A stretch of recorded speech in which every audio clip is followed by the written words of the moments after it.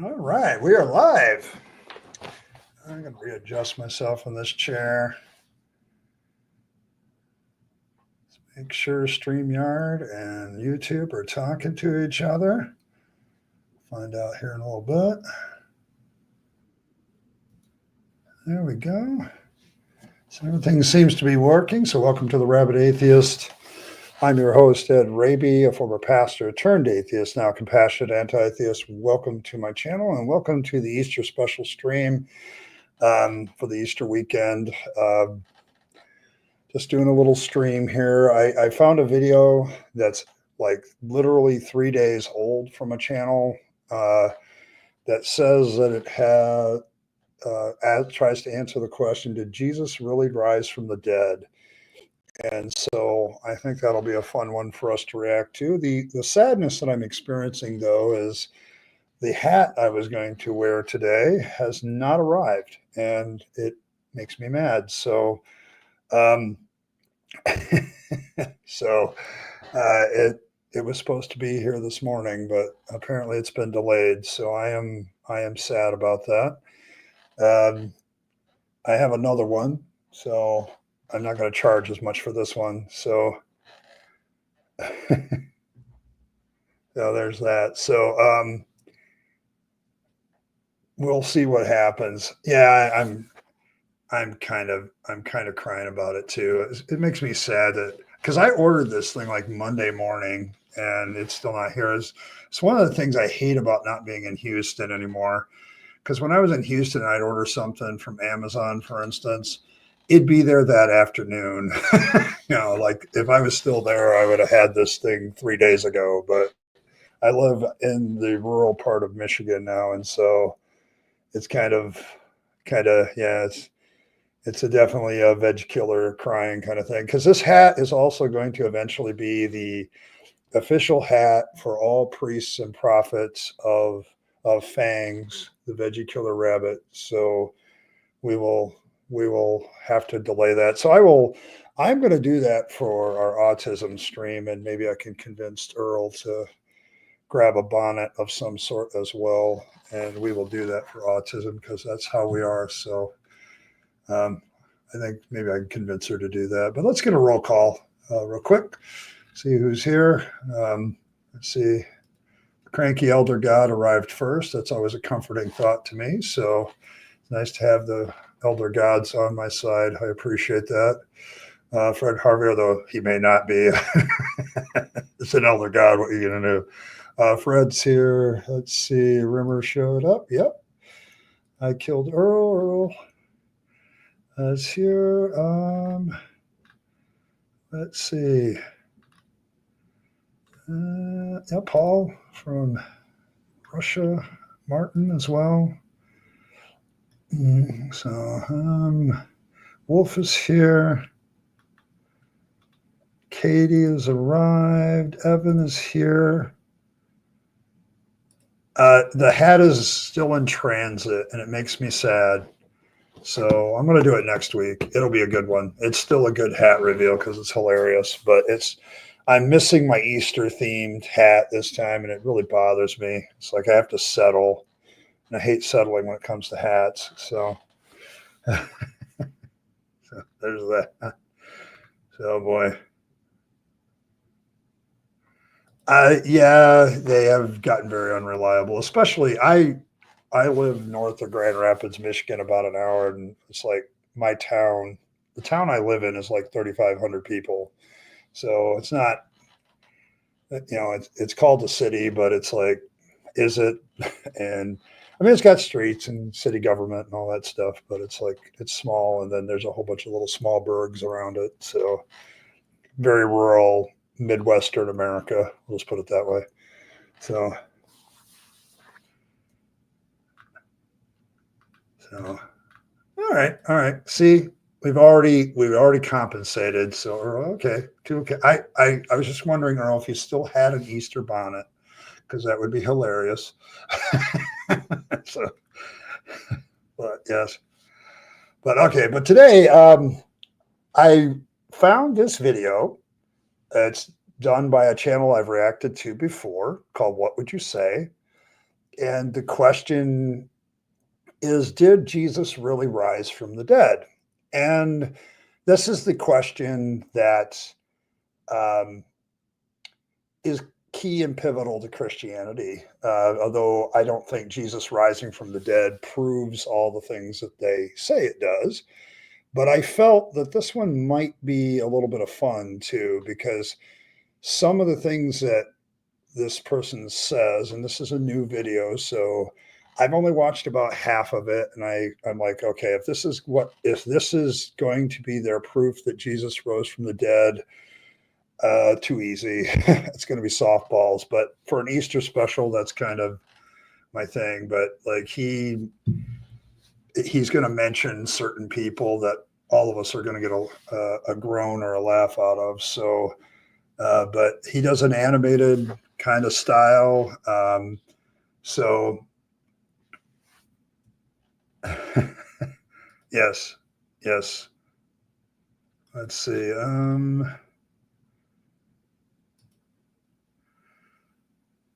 Okay, there you go. There you go. You do not have an Easter bonnet because, that makes sense. You are trying to.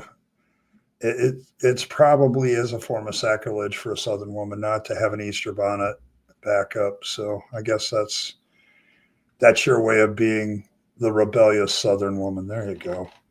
I'll let you have that.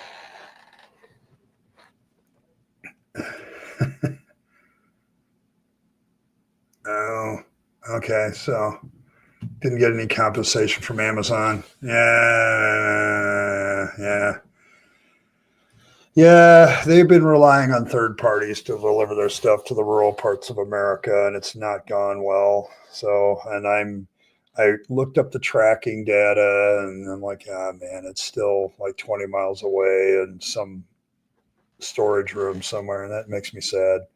So, there's that. So, but I'm going to pull up our video that I'm going to react to today.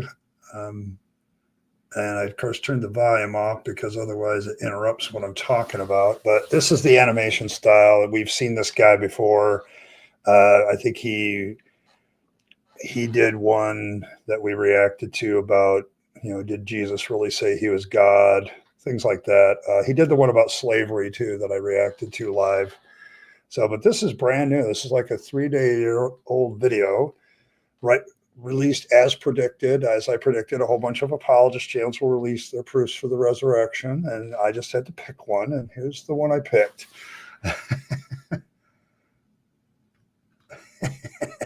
Yes, I know.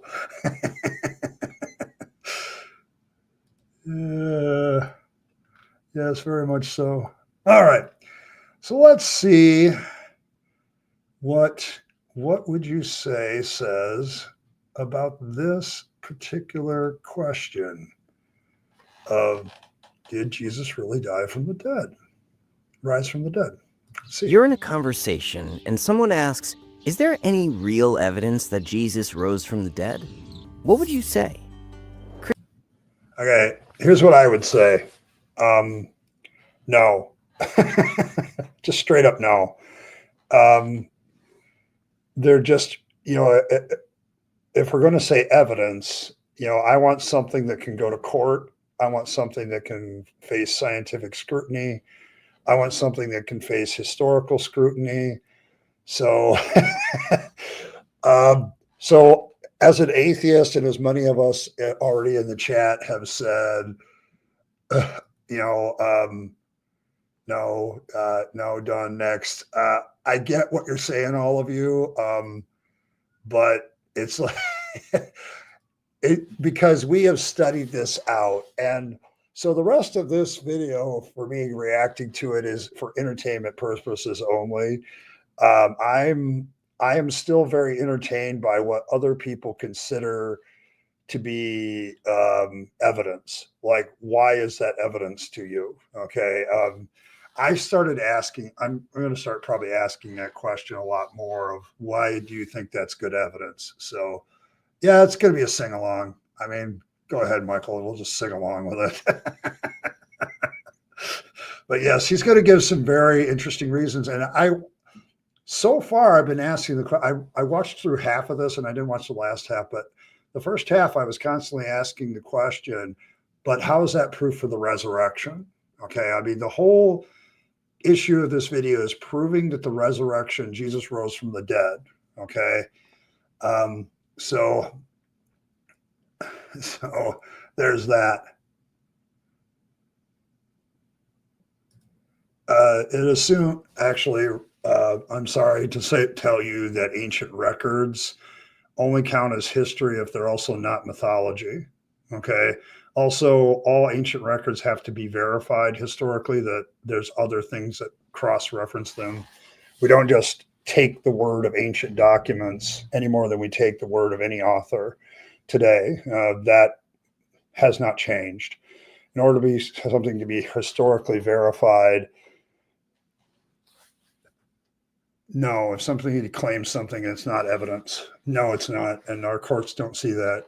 If that was the case, if claims were evidence, then I could accuse everybody of a crime. That's my claim. And so therefore it's evidence they did it. Everybody's a murderer.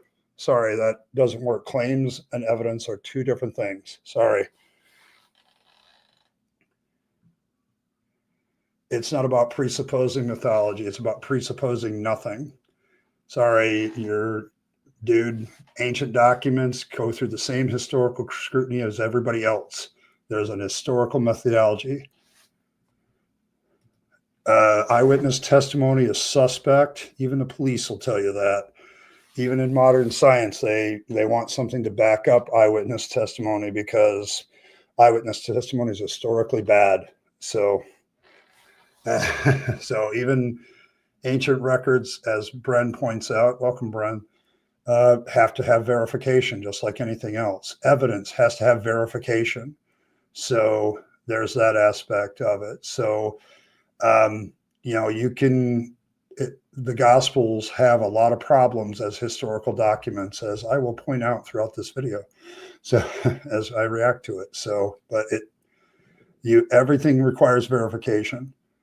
It's not, eyewitness testimony is not proof of anything. To prove something, you have to have more evidence, and good evidence as well. It can't be bad evidence. So we'll see what happens here. But my answer to the question is no. There isn't any good evidence for the resurrection of Jesus.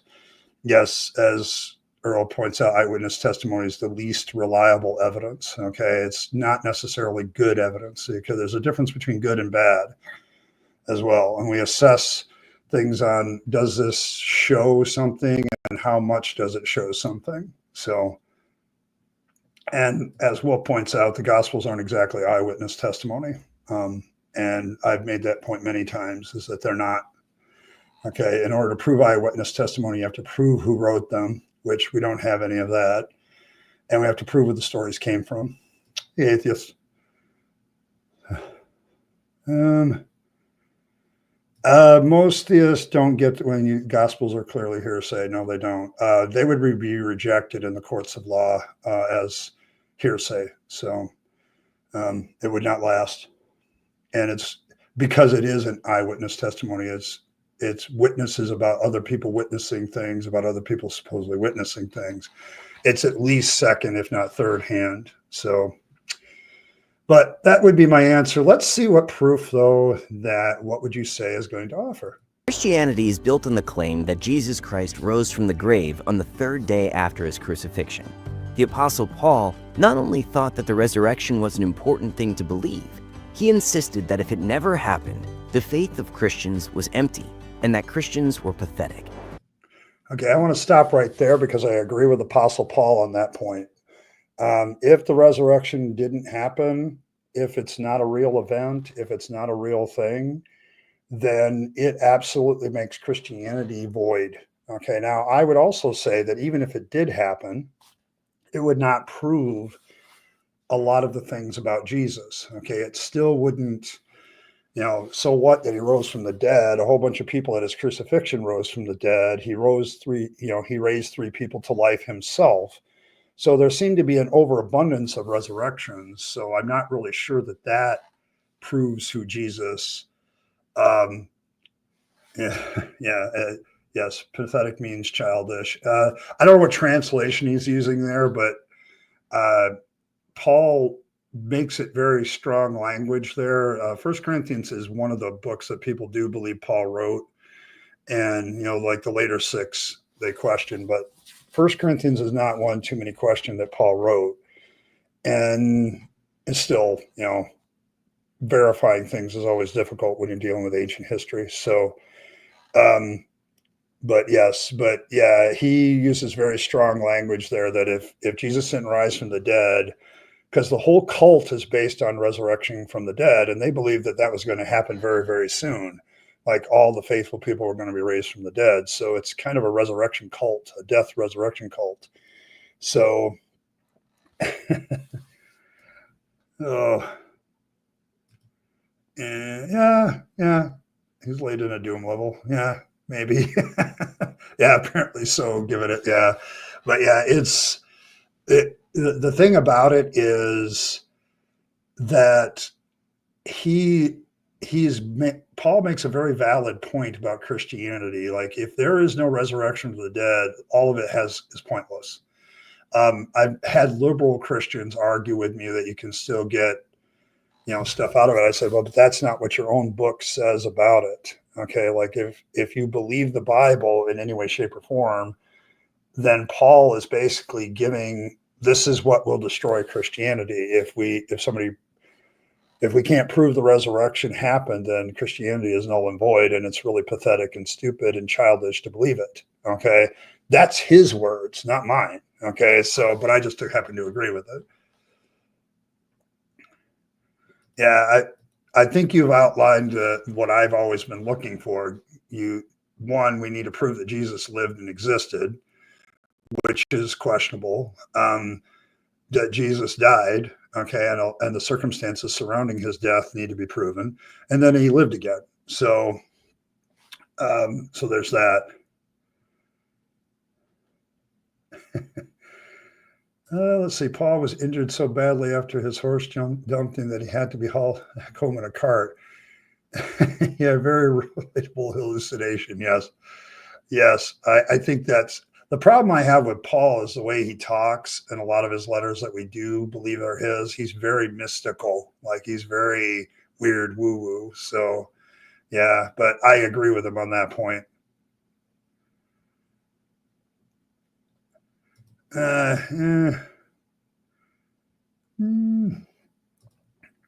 Darth Jesus.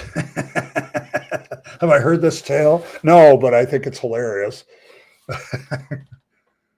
Oh man, yes. I think that Jesus existed does require evidence. I think that he died. That's kind. If he existed, then he probably died. Okay, so it's like I agree. Maybe the second point doesn't. I think it has to be proven that he was crucified for our sins. I mean, that's an essential point of Christian doctrine. So, but yeah. Apocalyptic rabbis, yes. Dark Jesus the Gray. Okay. All right. Well, let's move along. I can see where chat is going already, so let's move along. Today, 2,000 years later, the historical evidence for the resurrection of Jesus is overwhelming. Oh my gosh, that is such a claim that is so overblown. No, it is not overwhelming.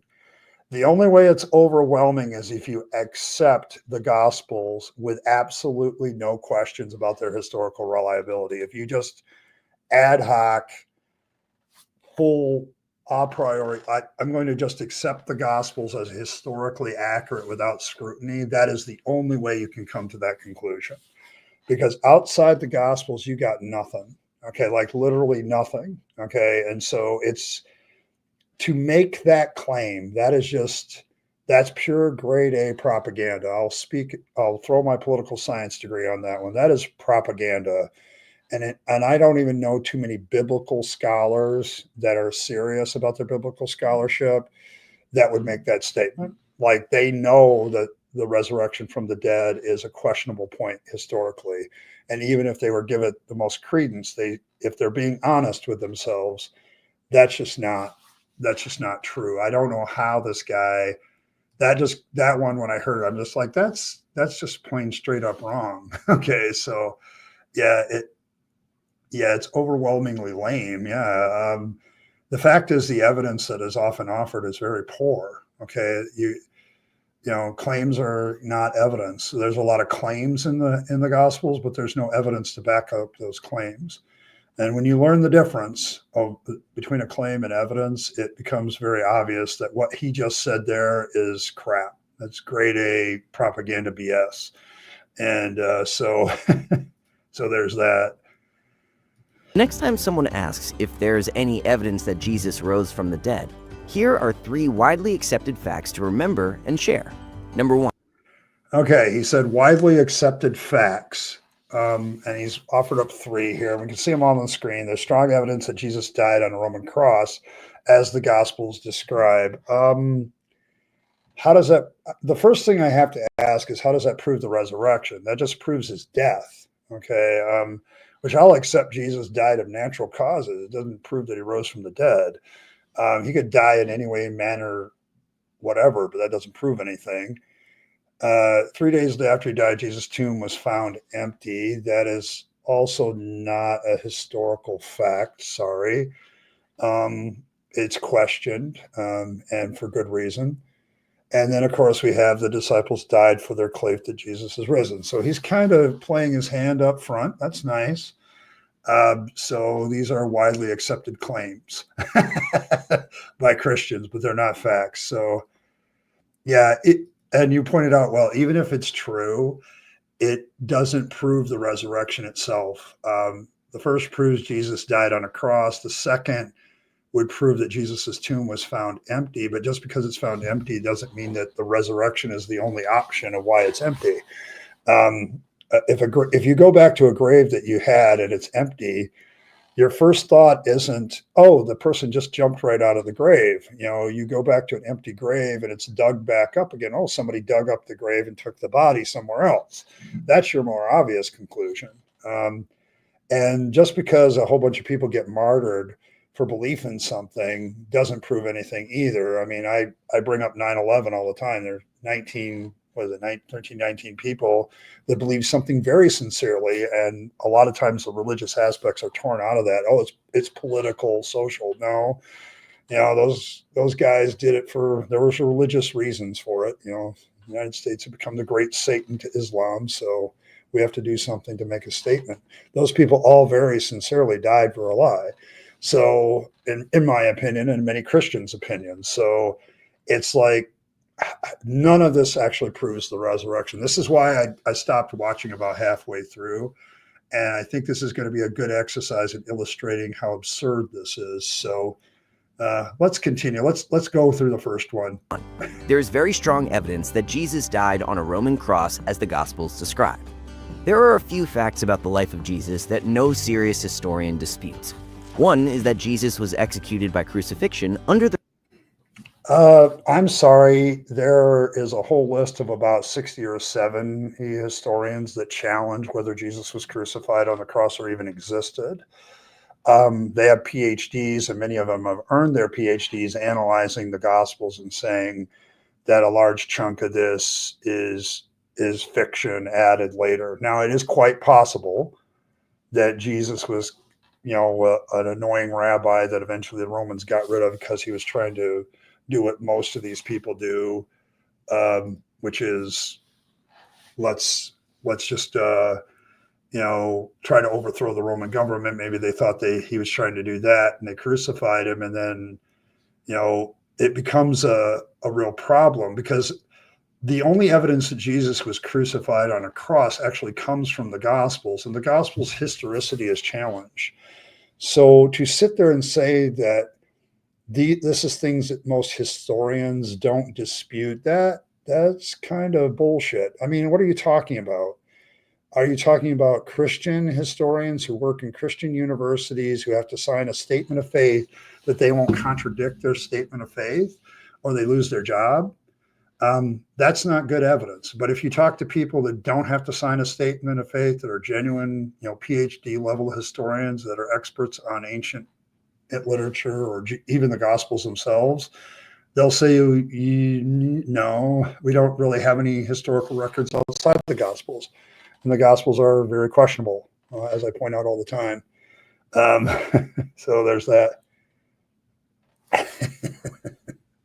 So, but yeah, I don't know that I need a moment of Zen or anything. Yeah, this is really Novus level. The real problem, though, Cranky, is this. This is what's being accepted as good apologetics, even by the big boys. If you watch the big boys, they're still doing this stuff. Like, they've been countered on this stuff many, many times. And yeah, this sounds like a younger person doing this video, or maybe even an AI voice, and they just wrote it and put it out. But it's like, this is low level apologetics, but this is what I get from everybody. Like, I went through a lot of videos this week trying to find something new that wasn't doing this kind of thing about the resurrection and all that. And I couldn't find anything. Okay. It's like there is no new argument. Okay. And it's one of my chief criticisms. So that's an assertion without evidence.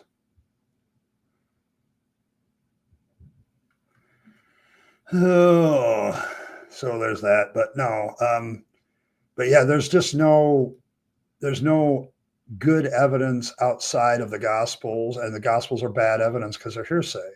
So it's the idea that this is something that most good, respectable historians believe. No, that's just not true. The Roman procurator of Judea, Pontius Pilate. Numerous ancient sources outside the New Testament attest to his death, including the Jewish historian Josephus, Syrian. Okay, Josephus and all these historians that he's going to cite don't really do that. There's a lot of overblown quotations here, but a lot of these guys talk about the existence of Christianity, and a lot of them don't really talk about how Jesus was crucified. Okay, so, or they're just regurgitating what Christians told them. Like, they're not actual witnesses to the event, or they're not actually people that saw it or anything like that. It's absolutely philosopher Mara bar Serapion, not that. Julius Africanus, and Lucian of Samosata. We also know that the Romans. Okay, I don't know half of those guys, so I don't know what he's dealing with, but I remember studying and looking up all these supposed historical references and thinking to myself, like, Josephus's one has definitely been altered, so we don't know what is real Josephus historically, or what the addition by some pious monk later did. Many of those others talk about Christianity and how they, this is some of their beliefs, that they believe that Jesus rose from the dead. Okay. But that's all just an attestation to what Christians believe. It's not an actual attestation to the fact of the resurrection. So what that proof constitutes is, it's like low bar Bill isn't the only one that's setting the epistemological bar low here, the evidential bar low here. Every Christian does it when they think, oh, well, this number of these people testified to this, and they don't bother to look it up any further. I'll bet if I look up every one of the quotations from those guys, it has nothing to do with the resurrection, just at what Christians believed. So yeah, just a reminder, no preaching. I'm not here to be preached at on Easter. I'm debating with myself to do a little personal video for tomorrow.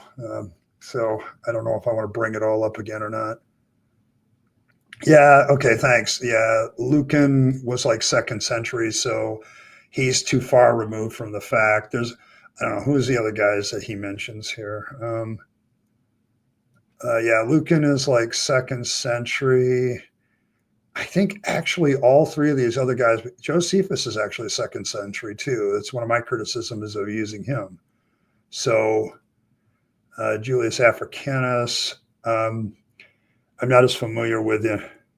Oh, he did a video on it. I probably missed it, unfortunately. Yeah, but Like all of these guys are testimony after the fact, and they're not always necessarily talking about Jesus himself. Okay, they're talking about what Christians believe, or I was very disappointed in the historical attestations. I remember when I studied it, because a lot of it is way after the fact, like second century. It's reporting on what Christians believe. It doesn't, none of these guys actually show records of the crucifixion, done by Pontius Pilate, which would have been great evidence, like we have authenticated Pontius Pilate writing that says, hey, I crucified this guy today and it really bothered me, because I felt he was innocent, but the Jews wanted him dead. He doesn't do that. Okay. It's like, so there's that. Could be.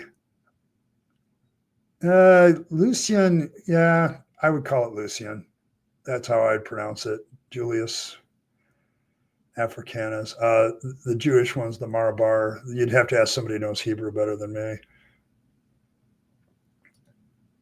Yeah, he's born in the first, but he doesn't write until early second. So yeah, there's somebody that like alters the text. We know that the text has been altered by Christians. So Josephus is not a guy that I would pick out for Christianity to do anything. There's just the fact that text has been altered undercuts its historical reliability. If we had altered evidence in a court of law, we would dismiss it as we couldn't use it, okay, because it's altered, okay?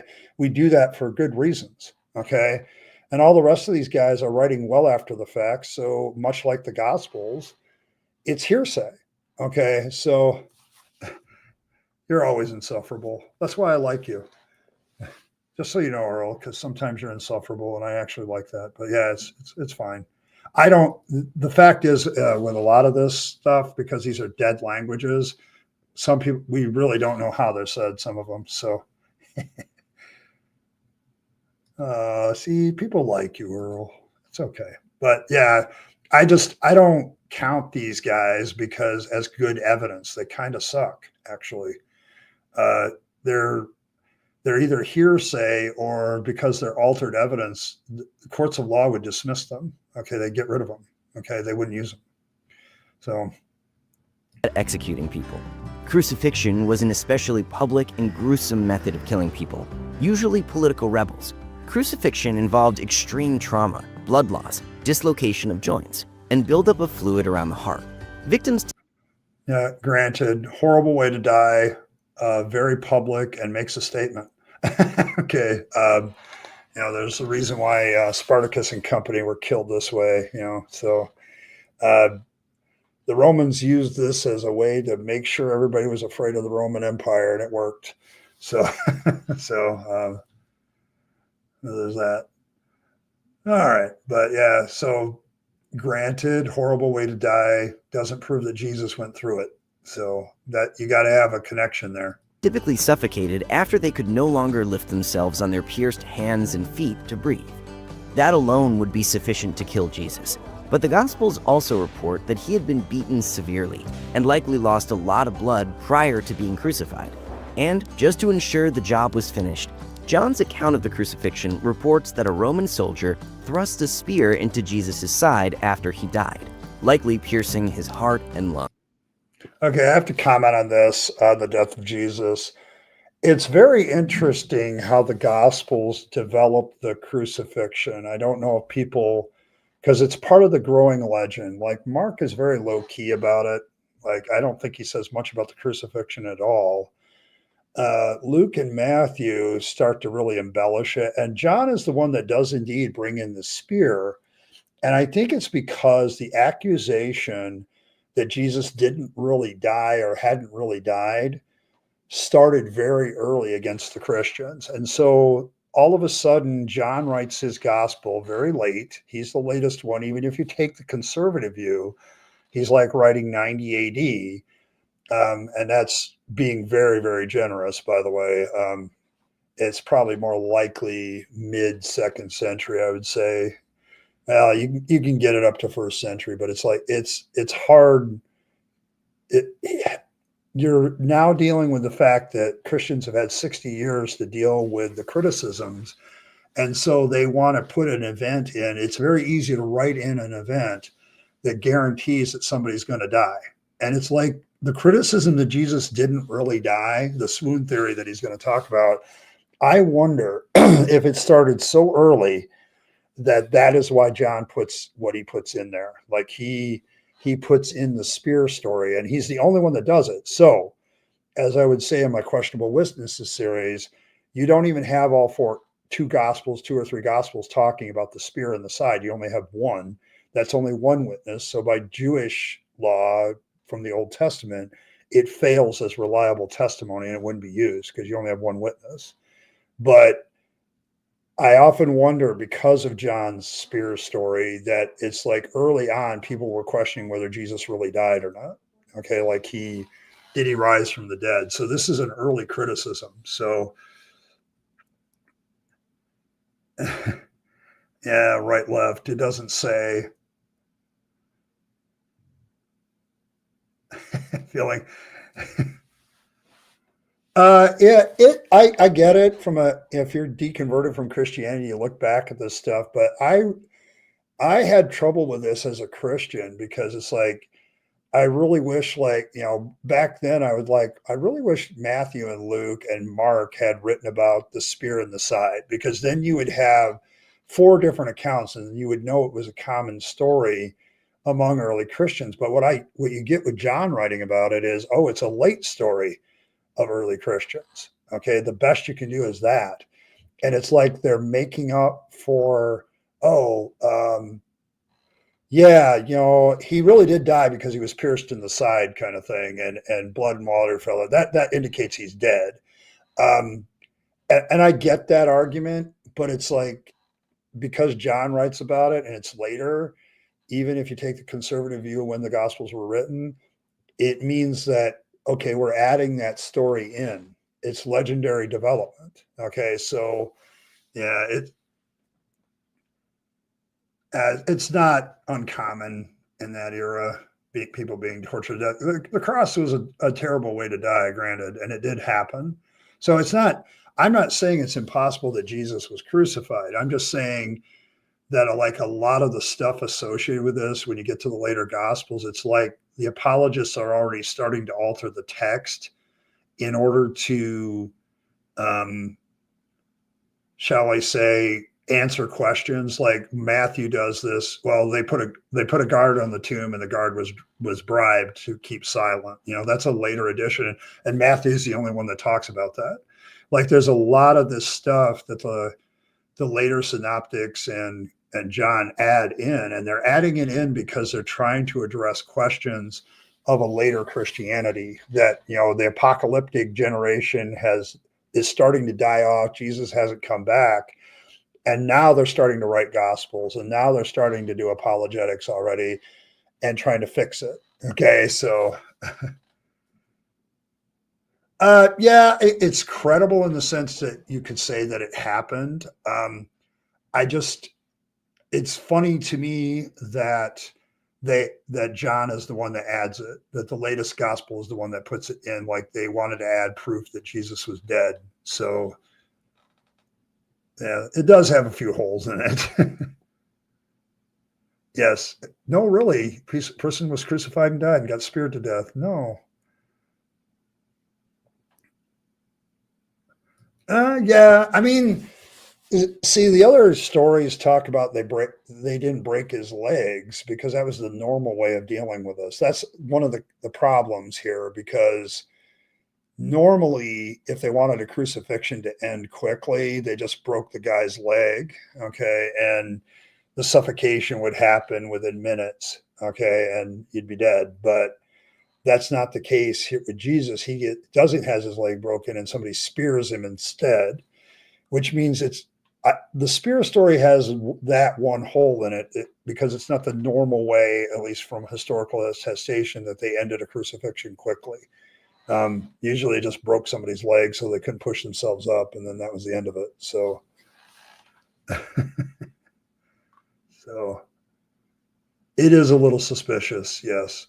It's suspicious to me, given what I know about historical crucifixion, which I had to study a lot as a Christian. And it's amazing what Christianity will make you study to try to prove it, like studying historical crucifixion, just so you can see how similar it was. That's where I learned, like, that most of the time bodies were thrown in a ditch and covered in a mass grave. And it was like, well, why didn't that happen? And then you don't have that story till Matthew, Luke, and John, where they start doing the Joseph of Arimathea empty tomb thing. But we'll get to that later. Over the years, some skeptics have suggested that Jesus may not have actually died on the cross and maybe recovered from his injuries. This so-called swoon theory just fails to take seriously the unanimous historical testimony of his death, as well. Okay, there is no unanimous historical testimony about Jesus' death. Even if you read the Gospels, there's some things that go different directions, and there's some argued contradictions in the crucifixion story itself. And there are no, as I pointed out before, a lot of the historians he's citing, they're talking about Christians in the 2nd century. They're not necessarily talking about Jesus's crucifixion itself. So it's like, it's not overwhelming historical evidence. You can tell this content creator has spent too much time with apologists and not enough times with the critics. The swoon theory people seem to have been around. That's why the whole spear story is added later. Like, everybody knew how crucifixion ended when they wanted to end it quickly, and suddenly they got to throw a spear in there, and it's all to protect Jesus as the Lamb of God theology, that he couldn't have a bone broken to be the sacrifice. That's the whole thing. So I really haven't seen it either. Like, I think the last time I heard it seriously produced was like the 70s, when I saw somebody who was proposing it, when I read it in Bible college, and I can't even remember it, but that was like the last time I saw it in a journal. But I honestly think that something like it might have been going around with the early Christians, which is why they added the spear story. They couldn't have Jesus's leg be broken, because then he violates the Old Testament sacrificial law of not breaking the bones of a sacrifice. And so they came up with the spear story to kind of have Jesus killed. But it's like, you don't have to do that. A club to the kneecap is sufficient to kill somebody in crucifixion. So it's, you have to justify with the Christian story of Jesus's crucifixion why there's so many abnormal things to it. Like, why do they use a spear instead of a club to the leg? Why do they crucify him doing certain things? There's certain believable aspects of the story. Like, one of the most believable things is that the Romans would gamble for his clothes. I find that actually kind of believable if it was a nice robe, but you could sell it later, make a little coin. But yeah, the spear part is kind of sus to me. The not breaking his legs, later on when we talk about the empty tomb, I'll get to what's suspicious about that. So it's like, yeah.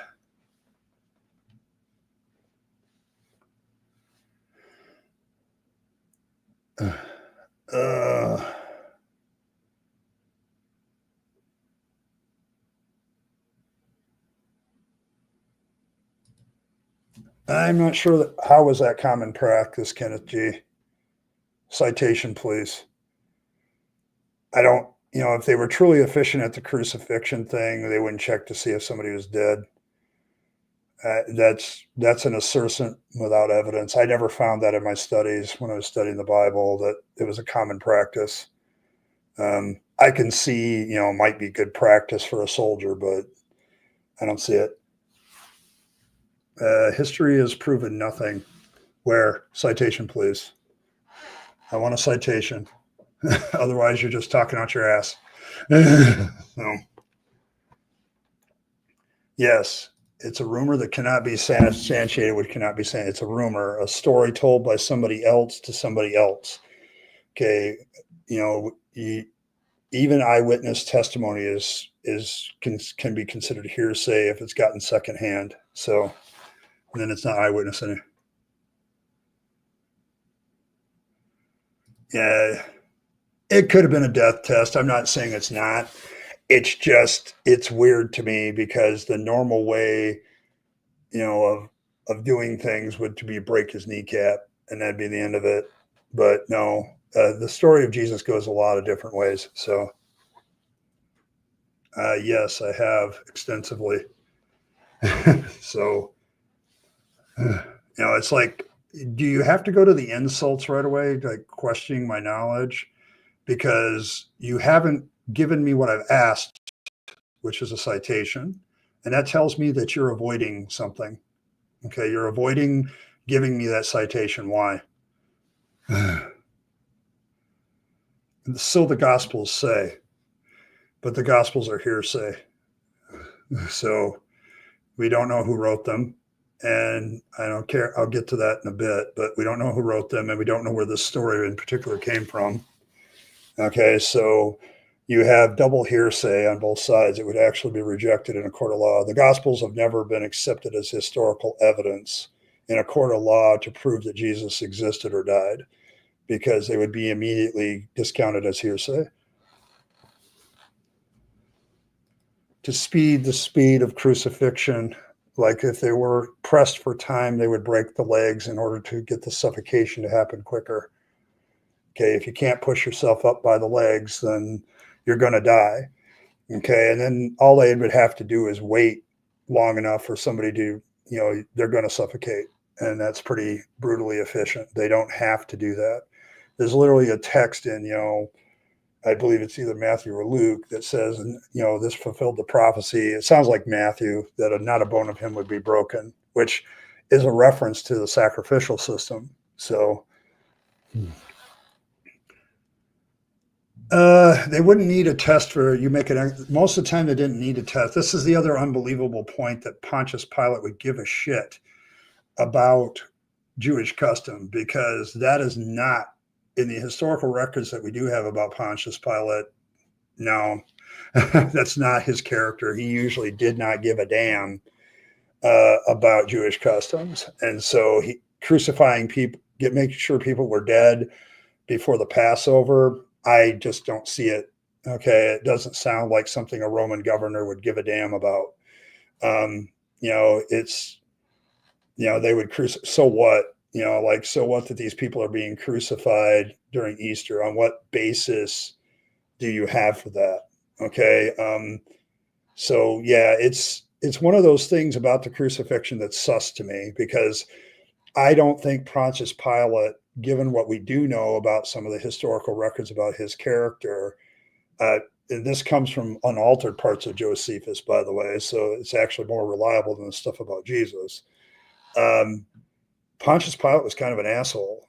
Like, he did not give a damn. He hated being in Judea based on all the accounts. So nobody wanted to be the governor of Judea because it was full of sedition all the time, and these prophetic messianic figures rising up all the time trying to overthrow the Romans. So I don't see why they would have even broke the guy's legs in the first place, because I don't think they would. There's so many suspicious parts of the gospel story. So it's you just don't, that's just one of them. Okay. Like, you wouldn't need a test for death, because half the guy's body would be eaten away. So I mean, I don't see it. The only historical account I know of the spear being used in the side of somebody is in the Gospel of John. Okay. And so unless somebody could show me somewhere else where that happened, I don't know it. But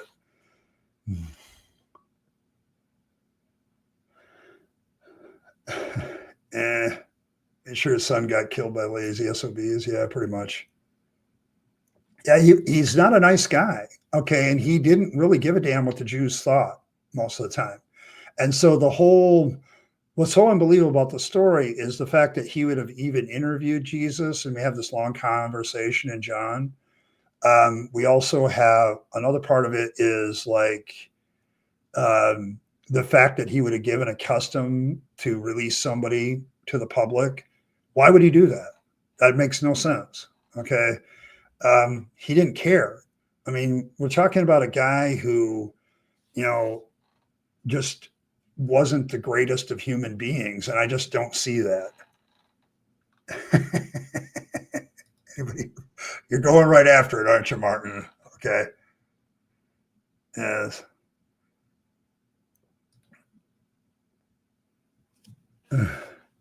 At that time, they didn't pay taxes too. It was hard to make a buck. Oh yeah, probably.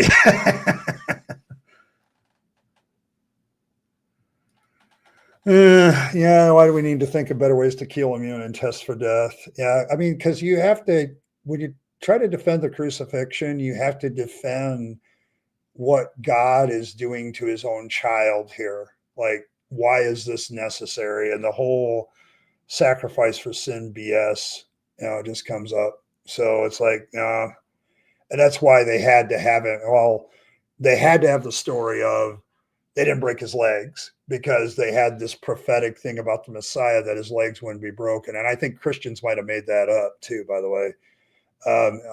But it's like, you have the spear story late. Okay. And, oh, it's a test for death. And it's like, the Romans wouldn't have needed, sorry, crucifixion was pretty deadly in and of itself. You didn't really need a test. And why would you need to test for death? Even if the guy is still alive, you're going to pick that body up and throw it into a mass grave and cover it with dirt. Okay. Whether the guy was slightly alive or not, completely passed out, it wouldn't have mattered. Okay. So yeah, there's that. But yeah, we need to move on. We're never going to get done with this. There's just too many problems. As well as the competence of the professional killers who were in charge of his execution. That's why most scholars agree that Jesus definitely died. Number 2. Okay, well, that's not a stretch. Okay, every human being dies and every person of historical antiquity dies. The question is, did he actually die the way the Gospels described? And I'm sorry, that's suspect. But also, I have to ask at this point, how does this prove the resurrection? It doesn't do a diddly squat. Even if all that was true, it doesn't prove the resurrection actually happened. It just proved that Jesus died. Okay, so I don't get that part. Okay, I don't know how this is proof for resurrection. It proved Jesus died. Well, everybody dies eventually. So yeah. So there's that. 3 days after he died, Jesus' tomb was found empty. There were many would-be messiahs and revolutionaries crucified before and after Jesus of Nazareth, yet none of them founded a religion based on the claim that their founder had risen from the dead. Why? I'm not so sure that's accurate. I would like to know. I am fairly certain that there are a lot of gods out there that have risen from the dead or died. It's not a new idea. Okay, I'm just going to say it's not a new literary idea. Yes, this is kind of my, it's like if Jesus existed, then at some time he died, fairly standard for humans. Yes, that's kind of the point that counters his first point. So what? The real issue is, and I'm going to point out something else he does here real quick. It's a nice little sleight of hand. But so what? That doesn't prove he rose from the dead. Okay, it just proves that he died. So what? The real issue is, did he die in the way that the Gospels described? And there's too many holes in that story. So,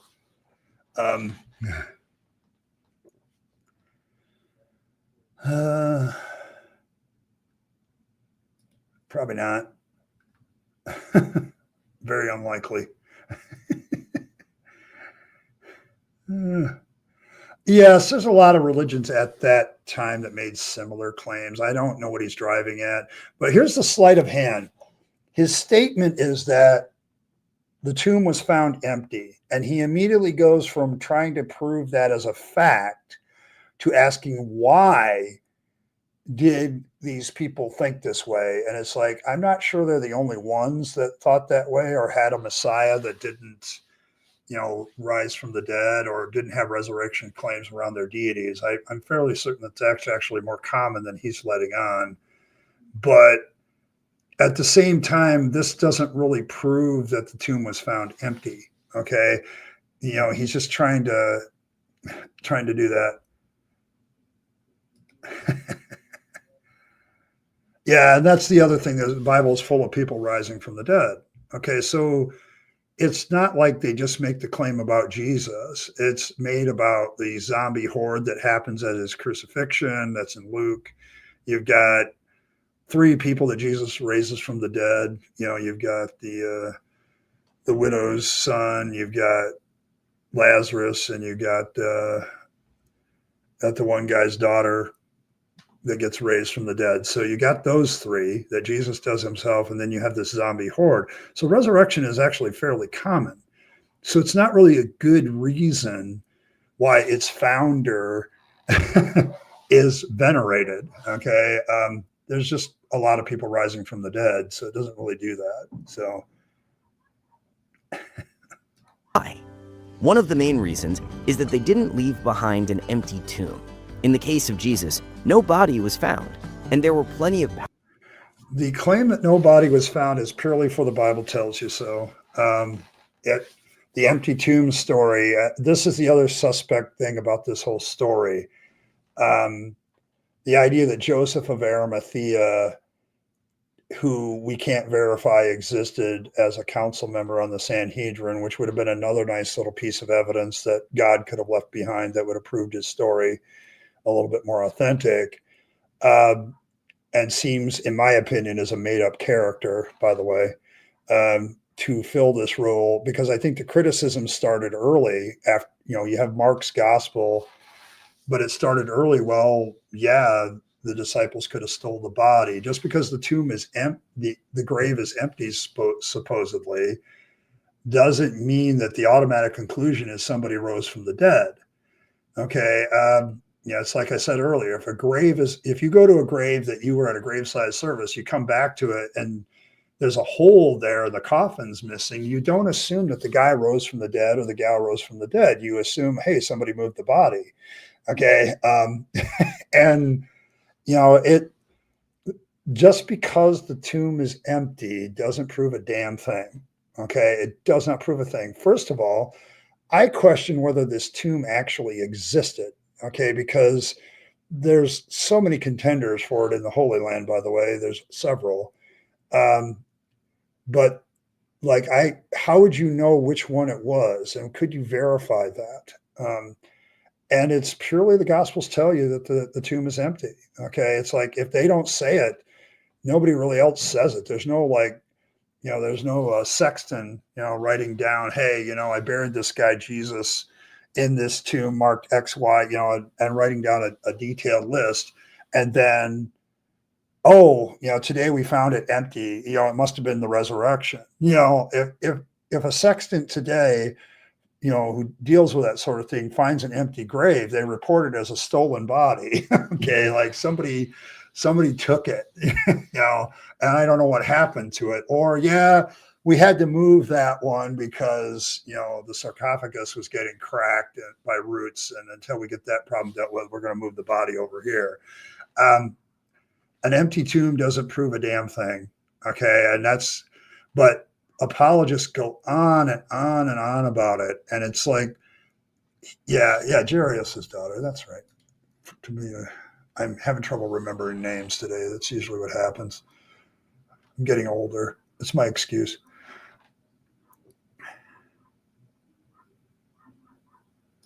That would be, how did it get there if men didn't move it in place?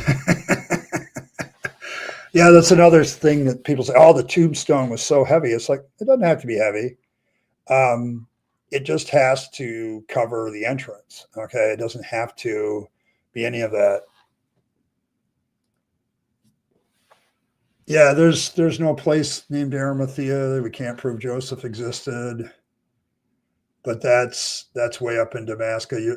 Thanks for the reminders of all the facts about that, because it's like, Joseph of Arimathea has all the feelings of, we made up this council member, because it contradicts the other parts of the story where the entire council wanted the death of Jesus. But all of a sudden we now have this exception of both him and Nicodemus and John. Okay. So it's like, wait a minute, I thought the council was unanimous in getting Jesus's death. And now we have to change the story and add a character and then add an empty tomb. Well, why add the empty tomb? Because everybody knew that crucifixion's victims were buried in a mass grave. Okay. And the reason why nobody could produce the body, either the Romans or anybody else, it's in a mass grave. How do we know who's is who by now? Okay, if you mingle bodies in the dirt, after a while, they're going to become unrecognizable. Okay, you won't be able to recognize who is who unless there's some sort of distinguishing marking. And so it's they're going to issue, well, they would have just produced the body. Well, if he's buried in a mass grave, no, they're not. Okay, they're not even going to know which one is which. So yeah, it's quite possible. R2D2 rolled the stone. Okay, there we go. That's an explanation I might accept. It is a big selling point of Christianity, but it doesn't prove anything because there's so many alternate explanations to why the tomb was empty. Like moving the body, you don't even have to have the disciples steal it. You can just have the Romans moved it to hide it so people wouldn't steal it. Okay, like even if I felt that was part of the story is credible, which I don't, you can still have somebody else move the body somewhere else. Okay, so it's like it's not necessarily a stealing of the body. I mean, the Romans would have been smart. They would have secretly, moved Jesus's body to avoid the resurrection tales. And then you'd still have a resurrection story, but that's not what happens. You have this contradictory stories of who buried Jesus and why, and you have a tomb suddenly materialize, which isn't there. It's like in Mark, it's like, and all of a sudden we got to have this empty tomb. It very much sounds like apologetics rewriting the story, okay, in order to fit a narrative. So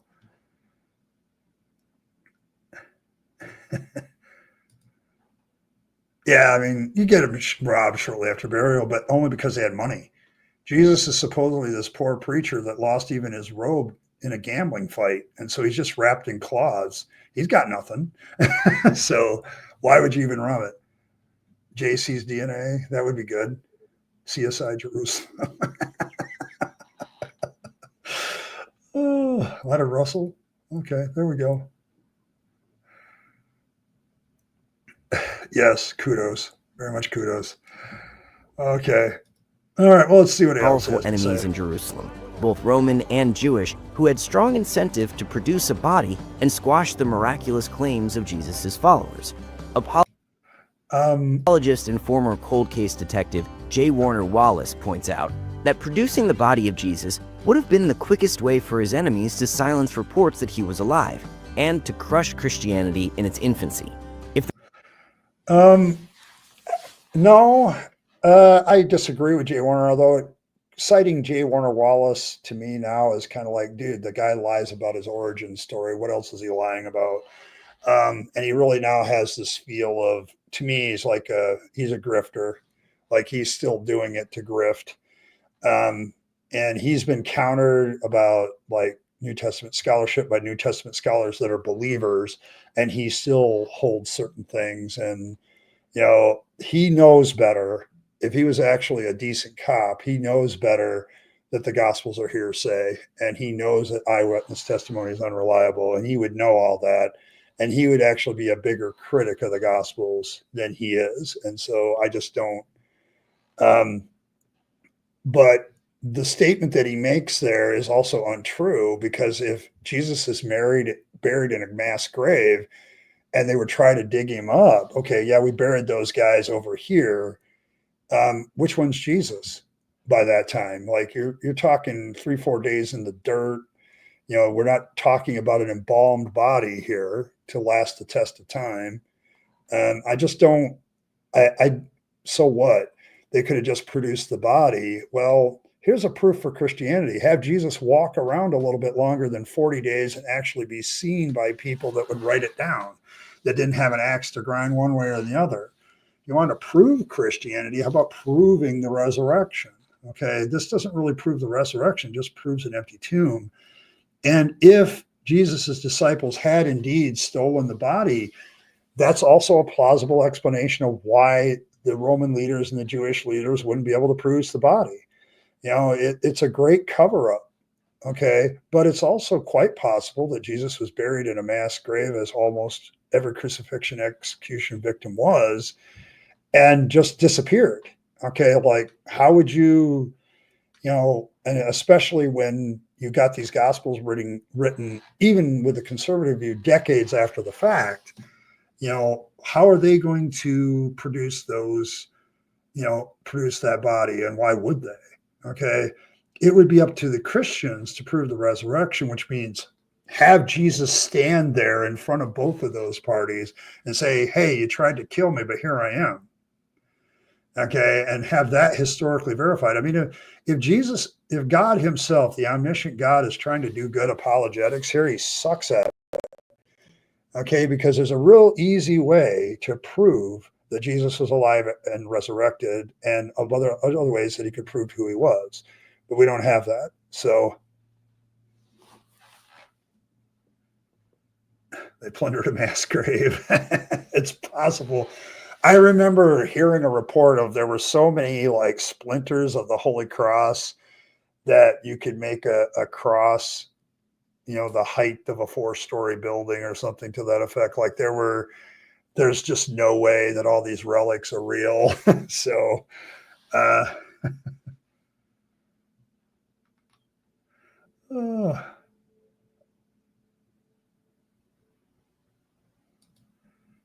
human beings learn things. How does God connect with knowledge? There's plenty of ways to justify knowledge without a God. Maybe you should do some more research, but knowledge is something that we acquire as human beings. I don't need God for that. I can Occam razor him completely out of that equation and still have God.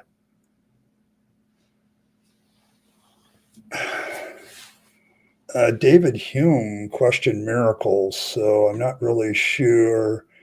And I'm not really sure David Hume is on the idea of God being necessary for knowledge. I just don't see how you connect God's existence being necessary to knowledge. You're going to have to, that's something Christian philosophers has put to me. And when I studied philosophical theology in seminary, it was one of the things that I questioned the professor about is, do we really need a God to have knowledge? Okay, seeing knowledge as something that we define and we say we come up with. Where is God in all that? Okay, so I think I can justify knowledge itself simply because it exists. Okay, and it's there for us to go and find or codify or whatever we do as human beings. That doesn't prove a God. Sorry. Yeah, it's kind of presuppositional BS. Okay. It's like you can sit there and say this stuff, but I can show you a human origin to everything. So, I mean, it's like, yeah, brain chemistry might be a part. Hey, Ann, good to see you. It's okay. I'm only halfway through this video. It's an Easter special. I might go long anyway. So, but yeah, I've been having fun with this guy and his non-proofs for the resurrection. So the Romans or Sanhedrin had been able to point to a tomb containing the body of Jesus. His name would have been forgotten. If the disciples had been able to produce a walking, living person of Jesus Christ, they would absolutely have proven Christianity to be true, and we wouldn't need faith and all this other nonsense to do it. Sorry, that cuts both ways. The fact that there is no body of Jesus actually is a good historical testimony that maybe he didn't exist. I don't know. This argument had never worked for me, even in apologetics class, because it's like I can think of alternate reasons why Jesus's body wouldn't be there, like it was stolen or was actually buried in a mass grave, and the story of Joseph of Arimathea is made up. Like there's a whole bunch of things here. Like this is really a false dichotomy of looking at why Jesus's body is missing.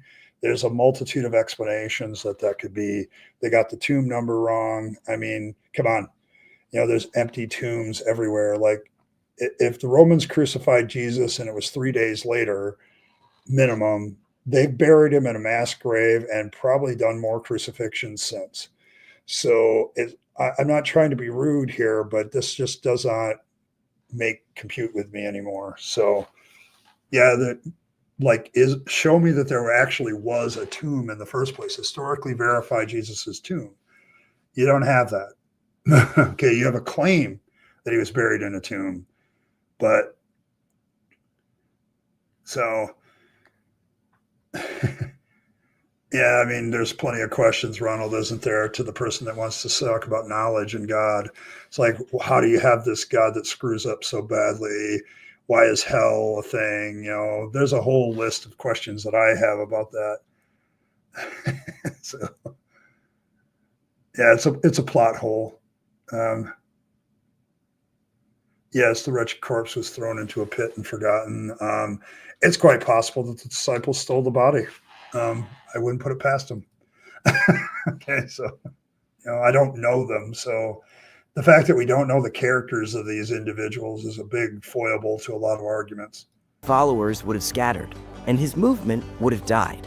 But according There are plenty of movements. There are plenty of people's followers after they died that continue. Look at Joseph Smith. Joseph Smith is a great example of a young idiot who came up with a lot of doctrines so that basically he could get his rocks off with multiple women and created a religion to that end, and then got killed earlier, and other people took his doctrines and theology and made it into a religion. The notion that somehow this couldn't have happened based on a false claim, that's just nonsense. Okay. It just takes one or two people to sincerely believe that they saw a resurrected Jesus and start telling the stories, and then people will either believe or not believe. Apologia has gone over this 100 times. Like, it doesn't take a supernatural explanation. Like, he does his minimal witnesses, and I'd say it, having watched Pentecostals for years, it's not hard to convince people of miracles if they really want to believe. If they're motivated believers, you can get anybody to believe anything. So, sorry, that's just the most bullshit of claims now to me, because it's like Christianity would die. Well, then if Hinduism isn't true, why is it still around? Why is Judaism still around? Why is Islam so popular? Why is Buddhism so popular? There's tons of movements started by tons of religious and spiritual figures that still exist. If you're going to use this argument for yourself, you got to use it for them. So, yeah, one-time recycling. Yeah, no recycling. Sarlacc's pit. Okay. All right. There. That valid. So, yes. Oh, like the Doors. All right. to every historical record we have, from sources both friendly and hostile to Christianity, no one could point to a body, including those who were in charge of watching over it. Okay. The fact that people were in charge of watching over this body is also, for the Bible tells you so, it's also another unbelievable part of the story. The idea that the Jewish leaders would even bother with another failed prophet, with another, like, Jesus was so special to them that they felt that they needed to go to, and why would Pilate even acquiesce to this request? Like, it's like, I'm disinclined to acquiesce to your request at this point. It's like, this is part of the story where, I think Matthew makes this up because that's the criticism that Jesus's body was stolen by the disciples. And so he creates the part of the story that to his mind gets rid of that part of the story. This is why I say the Gospels are legendary development. Okay, they have that aspect of just being, why would these people care? Okay, it's another failed prophet, of which there were many. Okay, like, I'm sorry, the scene in Monty Python with all the prophets rolling around and saying, I'm the Messiah, is funny, but it's kind of one of those funny because it's true. Okay, and so it would have been just another one. Okay, first of all, you'd have to think that the threat of being raised from the dead was credible in the first place. Okay, and that's something that everybody knew. Okay, and so if the Sanhedrin gave a damn, which I don't think they did, I don't think they would have. And the Romans, Pilate, we've already talked about how much of an asshole he was to the Jewish leaders. Why would he even bother? Okay, so this is a suspect part of the story. So I think he actually does make that jingle available. I should probably just not be so lazy and just go grab it because there are so many times that during these videos, Michael, that I want to play that because it really is. This is for the Bible tells you so. Okay. That there was a guard on the tomb of Jesus is purely the Gospels. There's no, Roman historical record. Like, wouldn't it have been helpful for God's case in the Gospels to have Pontius Pilate write stuff down like this? Like, he has this meticulous records of what he does, or a scribe did it for him. And yeah, we crucified this guy Jesus because the Sanhedrin came and said we need to put a guard in a tomb to avoid resurrection claims. I gave him a quatrain, some four soldiers to go guard the tomb. That would be stuff that would actually verify historical accuracy, but nope, doesn't exist. So, yeah, I mean, he basically says that he's just gathering stories, which means like, oh, sorry, dude, that's hearsay right out the gate. So, and it's like I've always said, we really don't know who wrote the Gospels. They're anonymous. You can quote to me Ignatius of Antioch all you want, but Ignatius, he just makes that claim. He never bothers to back it up, and it sounds like it's just something he heard. So that's also hearsay. So, yeah, so definitely some fun ones. Yeah, it's like nobody heard of Jesus until 35 years later. Like it pops up in literature simply because Christianity as a movement is growing, but it doesn't mean there's a supernatural beginning to it. So there's that part that I've debated with many times. But Gospels report that the Jewish leaders, realizing how bad the empty tomb looked for them, paid Roman guards to circulate the story that his disciples had stolen his body. And that would have been a helpful tale to tell. Except, you know what else is a helpful tale to tell? That Jesus rose from the dead. It's a very helpful tale to tell when you're trying to create a religion. Okay, when you create a religion out of something, and anybody can tell that tale too. But I would also point out Matthew's the only one that says this, and he seems to be reacting to a criticism. So we have no other corroboration of that. It doesn't exist. So if you're looking for like proof that the guards were bribed, you don't have it. You just have a motivated Christian telling you a story of how they were bribed. Okay, it does not help.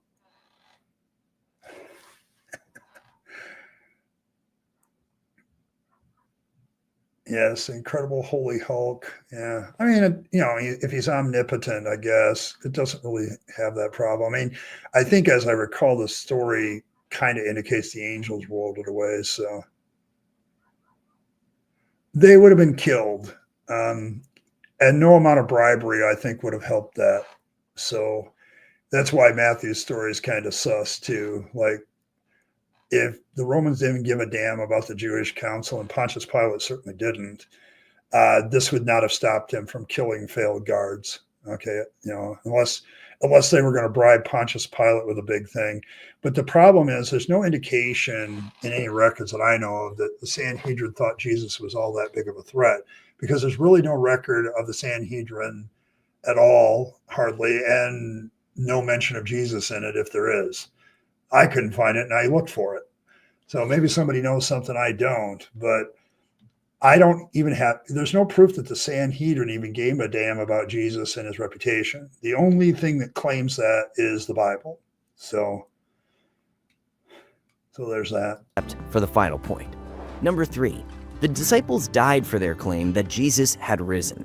One of the most powerful pieces of evidence for the resurrection of Jesus is the fact that Christianity exists. Following Jesus. So is that powerful proof for Hinduism, Buddhism, Islam, Judaism, animism? Like, every religion exists. So how is that proof that it's true? Okay. The logic here is so bad. It's just so bad. It's like I used to yell at Christians for doing this. It's like the fact that, well, yeah, Christianity exists. It also exists in multiple pieces. Let's see, we have the main ones, Orthodox, Catholic, and Protestant. And even all three of those are divided with sex and all that kind of stuff. It's like, which Christianity are we talking about? And so what that it exists? There are other religions that also exist. That does not prove the truth of those religions any more than it proves the truth of you. So I don't know. So yeah, yes, yes. Matthew contradicts Judas compared to Acts. So, but yes, that's a big contradiction between the gospel, supposed gospel writers. As I pointed out, why most people do believe that the guy who wrote Luke book Acts, there's a contradiction between those two books that kind of, I can't off the top of my head, that causes some small amount of scholars go, well, maybe not. So there's that. But yeah, Scientology exists. So does that prove it's true? See, this argument that the religion exists, so therefore it's true, that's such the heart of presuppositionalism and its ultimate weakness. To me, I can use every presupper argument that has ever been brought forward and apply it to any God. This person that just said, like, God, how do you not have a God as the basis of knowledge? Well, I could just say, well, how do I not have Odin as the basis of knowledge? Which God are we talking about here? Okay, that doesn't prove a damn thing other than your incredulity. Like, you can't see how it could be anything else other than your God. Okay, it's like, that doesn't prove that you're right. It just kind of is like, there's a whole bunch of things that you're to blame. Are you to blame for rumor? So yes, but yeah, I've never gotten this Jesus' argument. brutal death. His followers were demoralized and frightened. The Gospels report that all but one of the 12 disciples fled when Jesus was arrested, and that one of Jesus' inner circle, Simon Peter, actually denied knowing him. The entire movement looked Yeah, that's what the Gospels report. Once again, not good evidence. It's good story writing. Okay, don't get me wrong. I mean, you have a group of people that see their leader crucified, and so yes, it's, of course they suddenly doubt because it's an old literary trope that existed long before the Gospels, to write a story where somebody dies or gets pushed back and faces adversity. Facing adversity is a literary, mainstay, okay, of most literature. So the fact that the cult leader dies and then everybody doubts what's going on is not, so what. But then we want to say, oh, but then suddenly they believed and they spread this gospel message. That doesn't require an actual miracle. It just requires somebody very sincerely believes something, okay? And you haven't proven the actual miracle with any of this evidence so far, and this doesn't prove it either. So certain to die with its founder, and if it had, there would be no church or Christianity. But something transformed. okay, the idea that religions die with their founder, nope. Um, there's a lot of earthly founders of religions that have died and their religion still exists. Muhammad has been dead for a while. I'm for sure Christians don't believe he rose from the dead, and yet Islam persists. Um, Buddhism, the Buddha died, his religion still persists. Okay. I could go on and on with religious leaders who have died and their religion still persists. That doesn't prove a damn thing. So these cowering men and women into fearless preachers, many of whom were willing to die for what they believed about Jesus. What happened? Their radical transformation requires an explanation. People will often live for a religious story they know to be a lie. False preachers and scam artists often tell tall tales to gain money, power, and prestige. But who dies for a story that they know to be a lie? every martyr for every faith. I mean, dude, do you even pay attention to Islam today? I'm not trying to be rude, but there are plenty of stories of people who died for what they sincerely believed, and what they sincerely believed is wrong. Okay. I mean, this argument doesn't wash. Also, your statement that I'm sure you're going to make the statement that all of them died for their faith and died a martyr's death. not even Sean McDowell makes that argument anymore, because once he studied that very aspect, he said, he's being overly generous when he says 4 people, we know that they died, but none of them have a story of recanting. 8 of the apostles literally fall off the planet, historically speaking, after the book of Acts. So if I count Acts as history, which I don't. Okay, my point is this is an old argument that is now much, much weaker. And it's weaker because there's no evidence for the main claim, which is all of them died for their faith. And suddenly they were transformed. For the Bible tells you so, they were transformed. It's great literary theater. I mean, I can write a good story like that where a cult leader dies and everybody's doubting, and then all of a sudden he seems to come back as a zombie from the dead, and now they all believe and are powerful. I can write that. Okay. It doesn't make it true. Okay. The people ask me, sometimes what some of the things that killed my faith was realizing that I could write the Gospels myself as a fictional story and pass them off as fiction. And that was completely a legitimate way of looking at them, because I can write very similar things, and people did write similar things at the time. So I don't know. I don't get this idea of, because there's plenty of people that have died for what you would consider false religious beliefs. Like Islamic martyrs exist, Buddhist martyrs exist. Okay. Hindu martyrs exist. The idea that people don't die for lies or die for false beliefs, that's just not bloody true. Okay. It's just not true.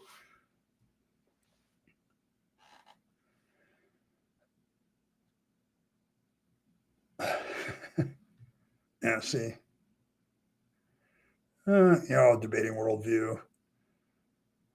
I always love it when people want to talk about worldview. It's like, your worldview is what it is. I can't say that that's untrue, that the church fathers didn't make up martyr stories in order to boost sales.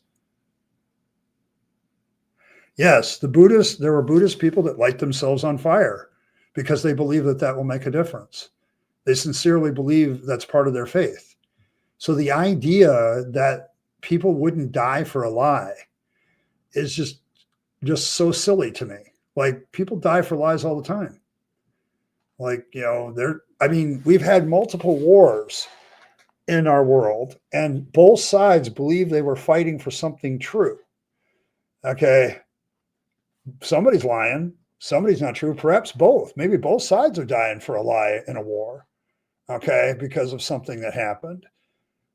The idea that people haven't died for lies in the past, that's just a nonsensical idea to me anymore. I mean, this is a bad argument, but okay, here we go. But the disciples of Jesus died for their faith in the resurrection.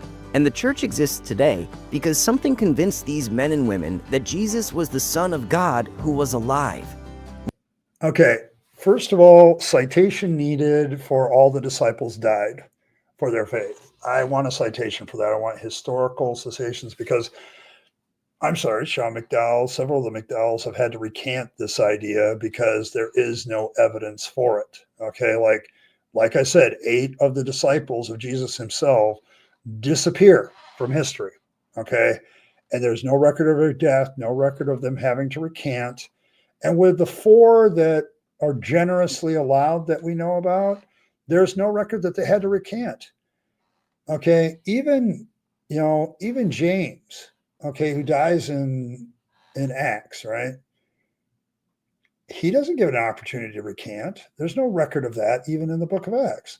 He just gets killed because, guy sees it, Herod sees it pleases the Jews, so he starts to go after other ones. So it's like, there's no recant here. There's none of that. That is assuming a whole bunch. And then I was watching Apologia the other day with Bart Ehrman, and Bart Ehrman got floored by somebody's observation, like, and why in the Gospels then do they continually doubt? Like, they doubt the resurrection. Why would they doubt it if the guy just appeared in front of them and they're still doubting? Why would they doubt? Okay. Like that would be empirical evidence to me that somebody rose from the dead. Okay. Why would they doubt? Okay. It's like, it seems like even the doubt among the disciples, if they existed, was genuine. Okay. Even with Jesus walking around. Okay. They didn't believe it. So, yeah, it's as stupid as the one for torturing babies for fun. I think. Agreed.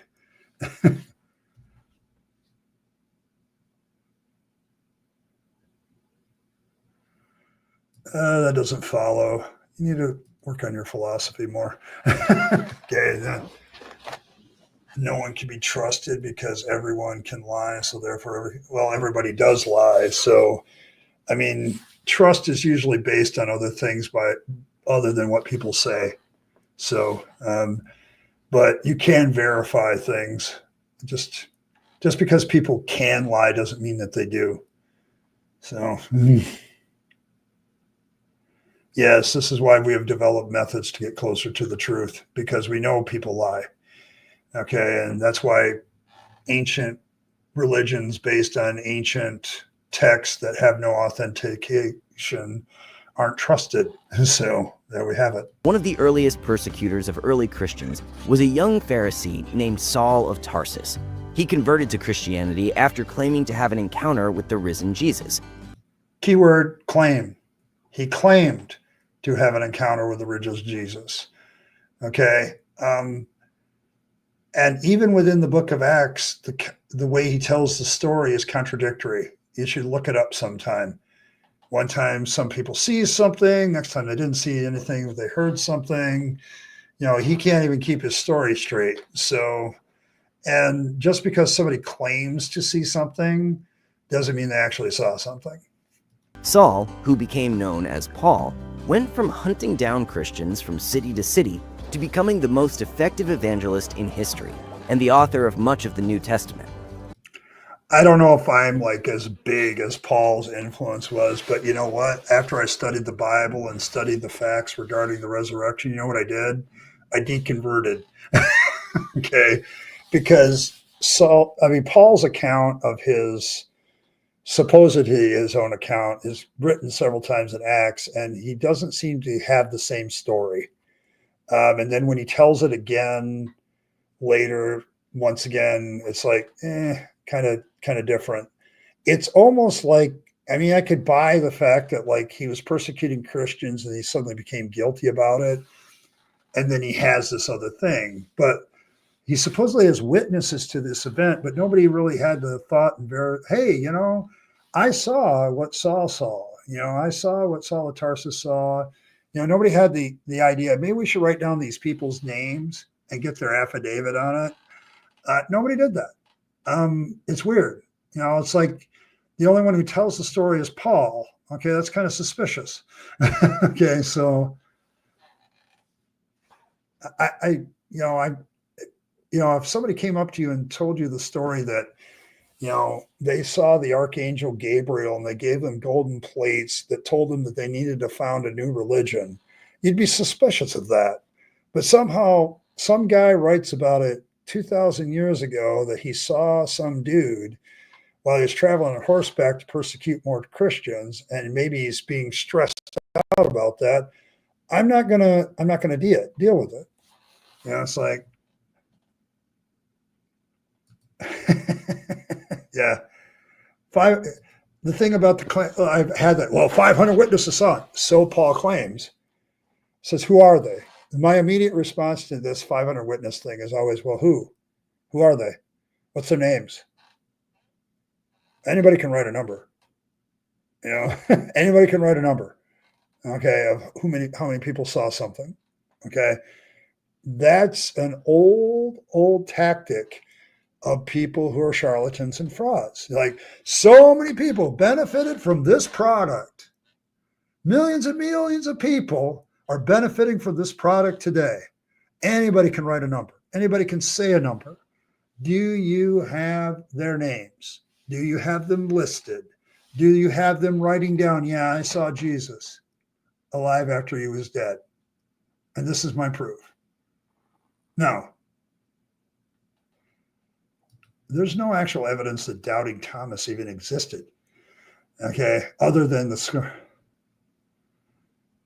Buddha changes people's hearts. Muhammad changes people's hearts. Just go ask them. Go ask anybody of any religion. My apologetics professor in Bible college hated this argument. He hated the song, "Ask me how I know he lives within my heart." He says that's not proof of anything. A Buddhist will tell you that Buddha lives in his heart. An Islamic person will say that Muhammad lives in his heart. It's like this proves nothing. It proves nothing.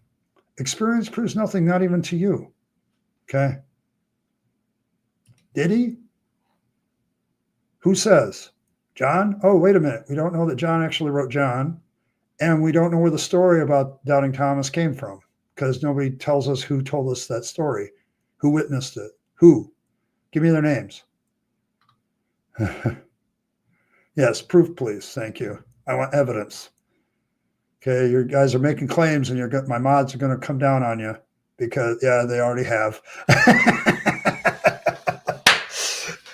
Oh, my mods, they have no tolerance for preaching, people. I want evidence. If you're going to make a claim, put some evidence behind it. Don't just say something.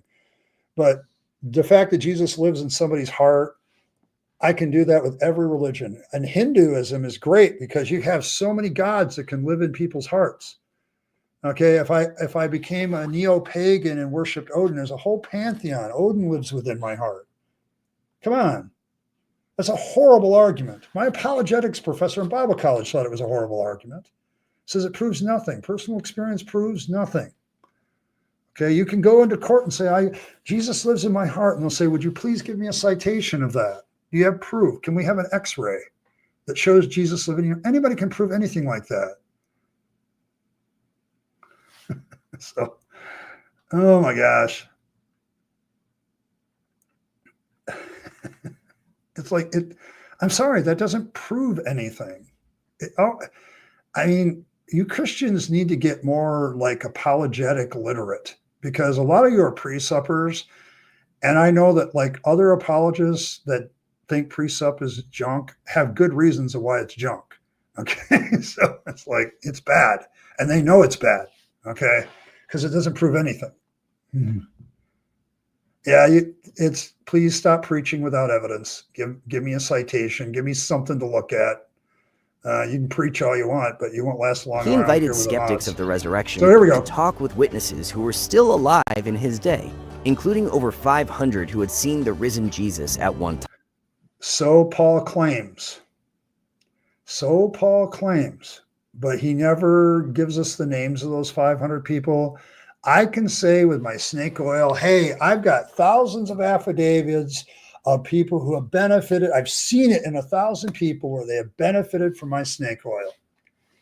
Here you go. Come buy my snake oil so you can get saved. Yes, it says over 500, but he was seen by over 500 brethren at once. That's the claim.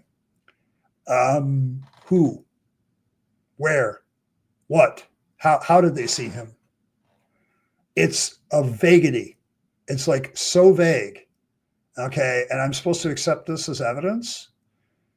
If you walked into a courtroom and said, well, I know that 500 people have seen it. The first thing the judge is going to say, well, can you get me their testimonies? Because otherwise all I have is a claim of 500 people. I don't have any affidavits from them that this worked for them. We have products like this, people who defend certain products that are on trial for hurting people have to get affidavits of people who actually benefited from the product. You can't just go into a courtroom and say 500 people have benefited from my product. Okay, that's not evidence. Okay, that's a claim. I'm sure he could. I don't doubt that some of these people had some basic intelligence. The problem is what constituted proof back in the day and what constitutes proof today are two very different things. Okay. Yes, name, addresses, phone numbers, please.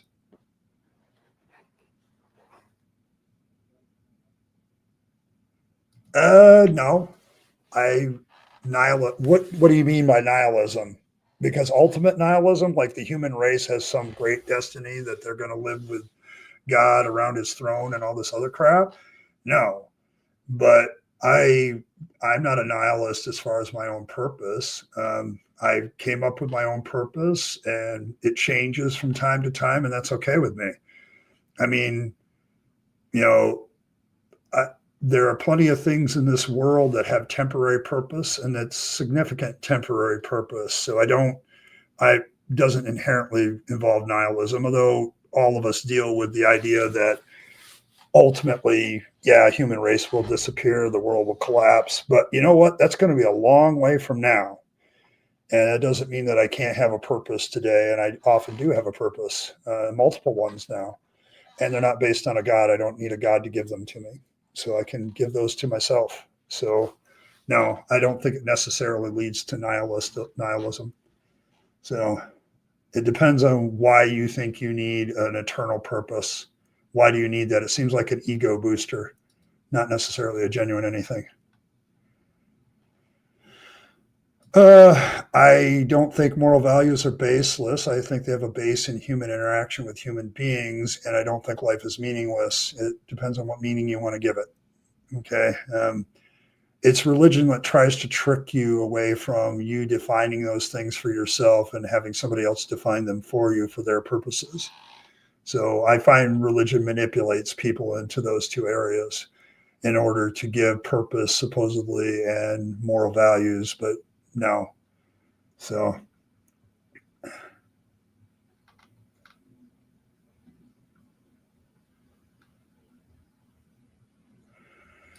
yes, and what's wrong with that? See, that's the real problem, isn't it, Ace? We have this human desire to keep going. Okay, and I don't know why. I don't know why anymore.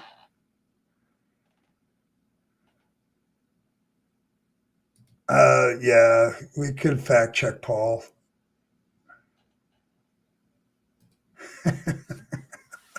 My little heart. Oh, just like Ant-Man, he can make himself really small and come live right in my heart. Yes, I suppose that's it. So, I mean, it's like it's not. I mean, it's just I it's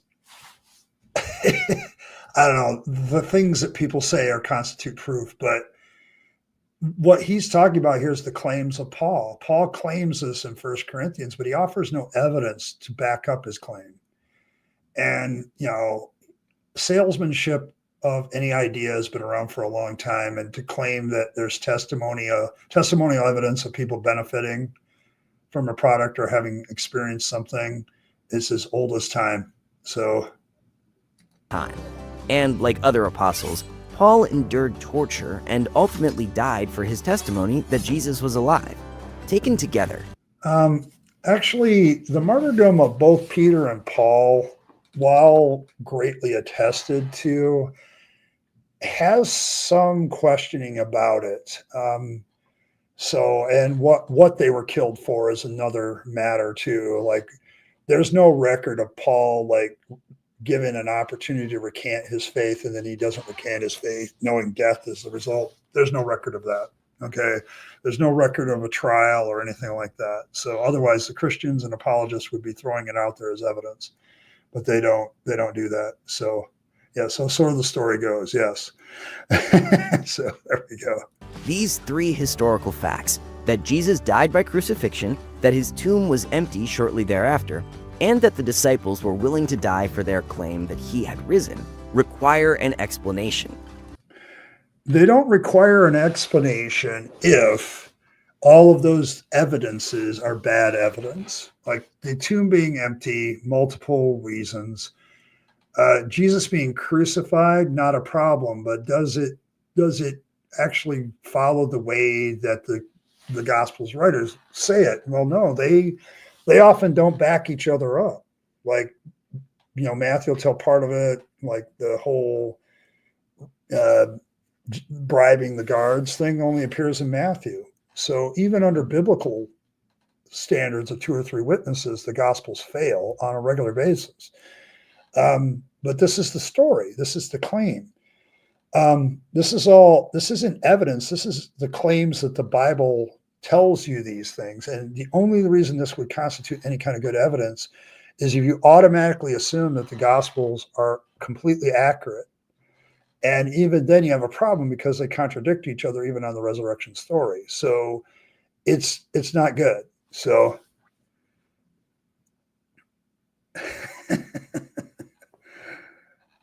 oh, hey David, good to see you. Yeah, I mean, you just had to borrow it for a couple of days. Yeah.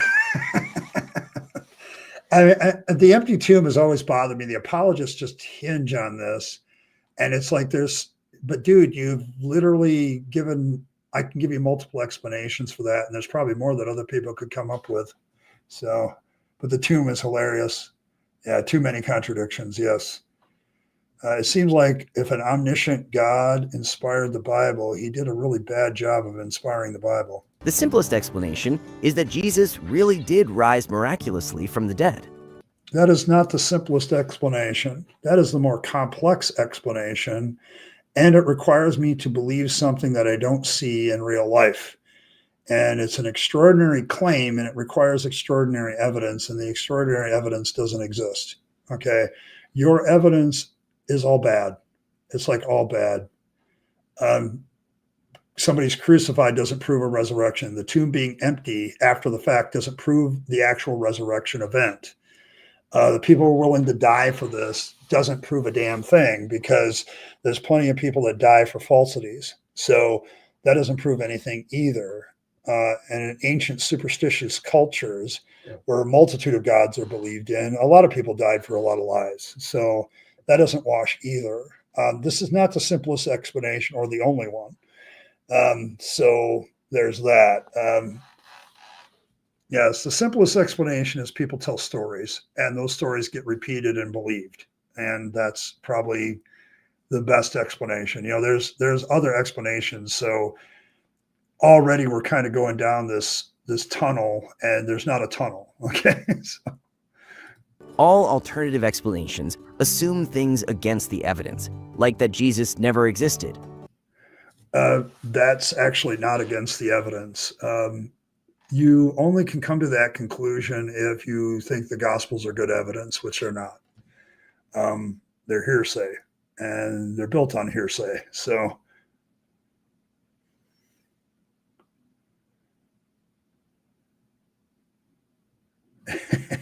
nope. Free tomb, free wine, maybe something to smoke, and loose women. I can see that. Yeah. I've had this theory about the women that followed Jesus for a long time. I would probably find the story more believable if he was presented as a cult leader, like the cult leader aspects came out later. So there's that. But yeah. Or that his followers were trying to gain power and influence by promoting something they knew to be false. So that it's not necessarily that they were trying to promote power and influence, although that will come from a religion if you give it enough time. They could have been very sincerely mistaken. Okay, like, I'm sorry, post-death, visual experiences exist even today.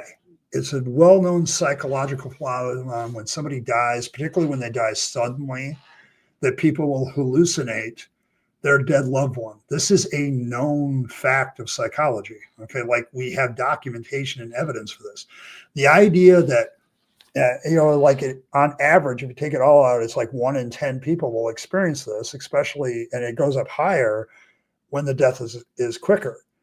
So the idea that 1 or 2 of the 12 disciples wouldn't have this happen to them and see Jesus alive after the dead, it's perfectly reasonable that they had one of them saw something, believed it in sincerely, and spread it to the rest of the other ones. And my own experience with people in the Pentecostal church, I'll tell you this: once 1 or 2 people believe a miracle happened, the rest of them will start to automatically, because they're preconditioned to believe, will start to believe it as well. And they'll come up with their own stories. I can absolutely see all these post-resurrection appearances being people that were close to Jesus suddenly having these death experiences and then spreading it to the other. And then all of a sudden, because of peer pressure and everybody wanting to believe it's true, other people start to have the same experiences. It doesn't require a mass hallucination. Like, Habermas gets caught on that mass hallucination. And it's like, that's not what modern theories based on psychology are proposing for this. It's like one or two people and a bunch of other naive people believing it. That happens all the time. Okay. Yeah, Paul's minimal witness theory is really good because, and the reason why all these apologists deal with it so much and they try to attack it so much is it's damn good. I mean, I'm sorry, it's a good theory. And the problem is, I would say what people don't realize is that's what minimal has to happen. More probably happened than what minimally happened, like other disciples believed, or you could have a bunch of group of people believe. Okay. So it's like, it gets bigger. Stories get bigger with time. Urban legends have popped up in days. This idea that somehow this couldn't have happened over time. No, it's like, there's so much things that could go on here that would create a religion around a false belief, and people sincerely believe the false thing. It's not about power and influence. People can sincerely believe something that is false. Okay. And we deal with that all. Yeah, it doesn't really require any witnesses. It's not actually really about a witness either. I would agree, because what it really requires is one or two people to sincerely believe that they saw resurrected Jesus, and then all they have to do is start saying that to everybody else. Now, I agree that like Peter's preeminency kind of indicates that maybe the character Peter was the first one to see this, and that's why everybody believed, because he had influence over the group. I can see that, but it's not necessary. The whole point of minimal witnesses is simply to point out you don't need a mass hallucination. You just need a couple people to see resurrected Jesus or think they saw it, and then sincerely believe it enough to propagate the message. And you have that in Peter and Paul in the story. You have that. You're going to resurrect your plan. I think you have a better chance of that than Jesus rising from the tomb, but so. Do you think Tom Cruise will be the new Jesus 2K years from now? That's possible. He needs to grow a beard. He needs to grow a beard. Oh. Yeah, I mean, he even says that, Paul in 1 Corinthians says that a lot of people have passed away already. Okay, so by the time he's writing, he's even admitting that he doesn't have direct contact with these people necessarily. He just knows some of them have died. It's kind of like, with Joseph Smith and his witnesses to the golden plates, you even get this, those guys go back on their word and, fall apart, but it's people still believe it. It's like, it's this notion that somehow if it was false, people wouldn't believe it. Just boggles my mind. I mean, do you not know there are other religions out there? Do you not know, that people believe things sincerely, that people have sincerely thought they saw something, but they didn't? It's like, if we know all these things, it still happened in the past. So, yes. Yeah, the Salem witch trials are a good example of people who believed something that wasn't true, and people died for it. Okay, people got killed for it. Okay, if it catches on. I don't know if it's going to catch on. You have to have a lot of money.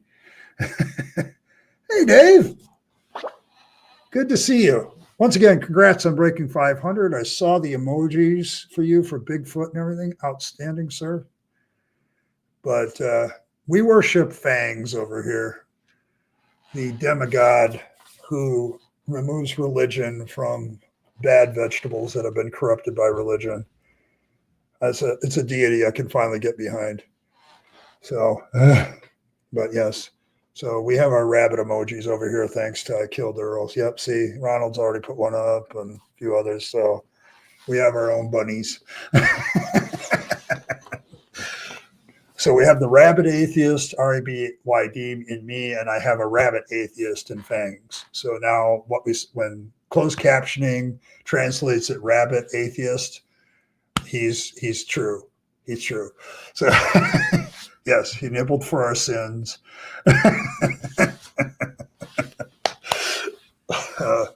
And, Fangs only has two ways of ridding religion from vegetables. He either has to suck it out with his fangs or he has to eat the vegetable. It's the only way to stop it. So, unfortunately. So, there's that. Oh, man. Hey, man, you deserve every bit of it, Dave. I love your channel. I wish I could participate more, but I'm usually busy with my own shit. But it's like, I love what you do. But we both kind of do the same thing. We illustrate absurdity with more showing how absurd it is to believe this. Like this guy saying that because it's so popular, because Christianity grew so much, it must mean it's true. And I'm like, Hinduism is still existing, isn't it? Buddhism, all those other ones. Yeah, there's a bunch of Mormons in Utah. So, Scientology, as some people have pointed out. I don't know.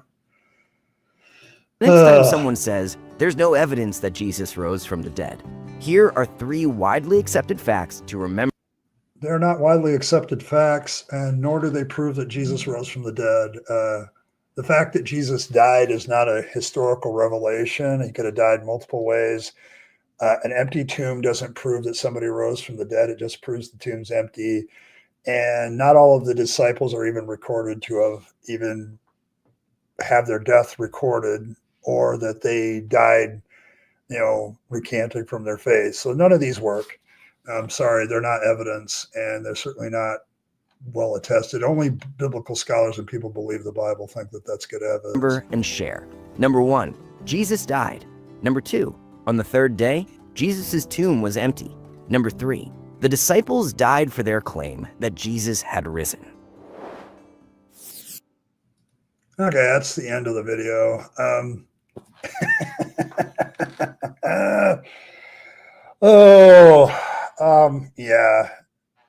Yeah, it's, man, I don't know. See, Dave, I get weary of this sometimes because I feel like I'm saying the same damn thing over and over. That's not good evidence. It's still not good evidence. Eyewitness testimony isn't good evidence. It's, yes, Jesus died. Yes, that's a proof that he rose from the dead. So that's a proof that everybody rose from the dead. Like that proves nothing. So, but yeah. So yes. I'm see, Dave, I am happy. People always ask me if I'm like in competition with all of you guys or anything every once in a while. I'm like, no. I applaud other people's success because every person that gets out there and kind of debunks this nonsense and gets popular and has more influence is a bonus to me. I don't get into all that trying to be better than everybody else. I do my thing, and people who like my thing will be here, and people who like your thing will be here. And I've noticed a lot of the community members, I saw a lot of people I know over at your place, so they come over here too. So it's a good community of content creators that I'm seeing, and I kind of like it. So yeah, there have been, see, Earl, there have been people that think, you got to do this to compete with so-and-so and like that. And I'm like, no, I'm not going to do that. I'm in competition with the theists. Okay. If I have an enemy, I try not to make them enemies, but they really work hard. It's the people that believe nonsense that want to come on here and tell me that I'm the one that believes nonsense. It's like, proof, please. And, as Rationality Rules said, like right after the election, the biggest problem with YouTube content creators in our sphere is the lack of funding. Like money is not good for us. And if he's saying that as a content creator that's fairly successful, I can't imagine like us small time creators. Yeah, it's a big one. It's a big one. So it's like, but the more the merrier as far as I'm concerned, because if we can't beat it with money, we got to beat it with numbers. And so the more, so it's like, yeah. I mean, I don't disagree. Bible's evidence. It's just bad evidence. Yeah. Yeah, there's a lot of crossover. So hey, yep. Yeah, Captive Desk could use more subs. So any of you see this later, go over to Captive Desk and give him a subscription at least. Um, Trying to push this guy past 1,000. So because I think that would be good for him too. That puts you in.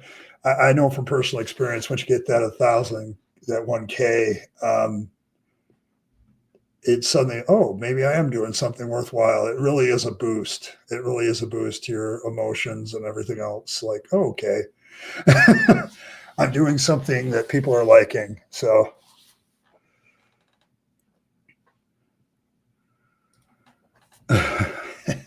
I see. That's the thing, Earl. I don't think of YouTube that way. I'm not in competition with other atheist content creators. I'm just not. I have my own shtick.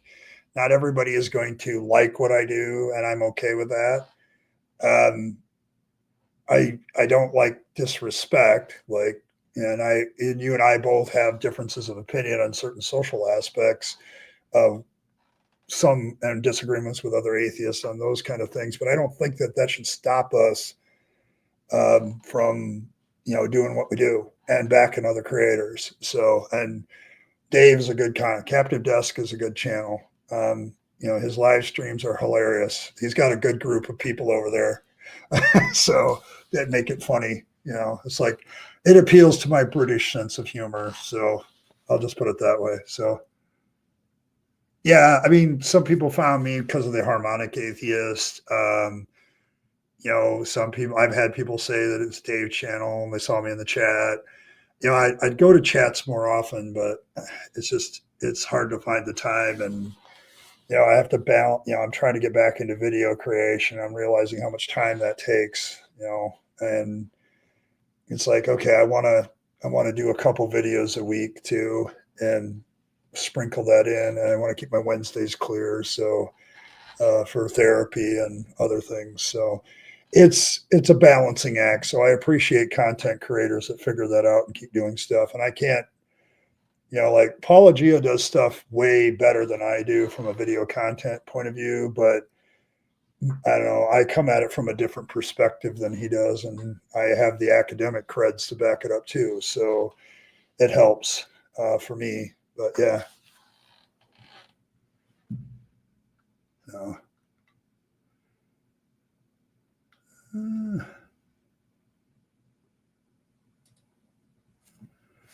Yes, I'm all for respectful disagreement. There are some issues that are not worth stopping being a friend for. Okay, I I guess it's one thing I did learn in Christianity. There was a lot of different types of Christians that I could rub shoulders with, and I disagree on theology, but didn't mean that I couldn't be friends with them. And I've kind of carried that over into my atheism. It's probably one of the positive things is like I can disagree with an atheist about politics and worldview and all that stuff because I don't think atheism is a worldview. It's part of a worldview, but I don't think it can be a worldview by itself. And so I can disagree and still be friends with people. So I know there's a lot of content creators that can't do that, and that's to their shame, I think. But that comes out in what happens to them. And I think I have the right sometimes to be critical of them because they're not helping, so.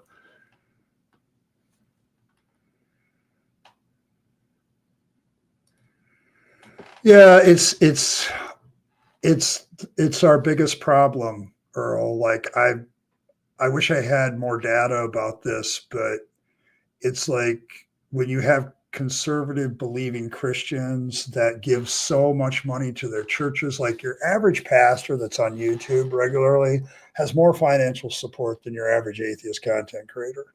Like he's getting a salary, he's getting, some benefits, if he's a mega church pastor, he's got money behind that. I mean, if you look at all the money that's behind like Christianity and conservative Christianity in particular, it's a lot. Okay, you got millionaires that are literally dropping millions of dollars behind broadcasting firms so that like these people don't have to worry about ad revenue. They don't have to worry about membership support. They've got the one member that's dumping millions of dollars into their production. And that is our weakness. If the financial backing has to be organic for us, and that can be very difficult sometimes. Yeah, see the cute little like button up there? Yes, be gentle. The like button is always consensual, though. She's easy, so I don't lick the like button. Wipe softly. The devil told me about you. Okay, that's fair. I've had conversations with the devil before, I suppose, in a certain Pentecostal context.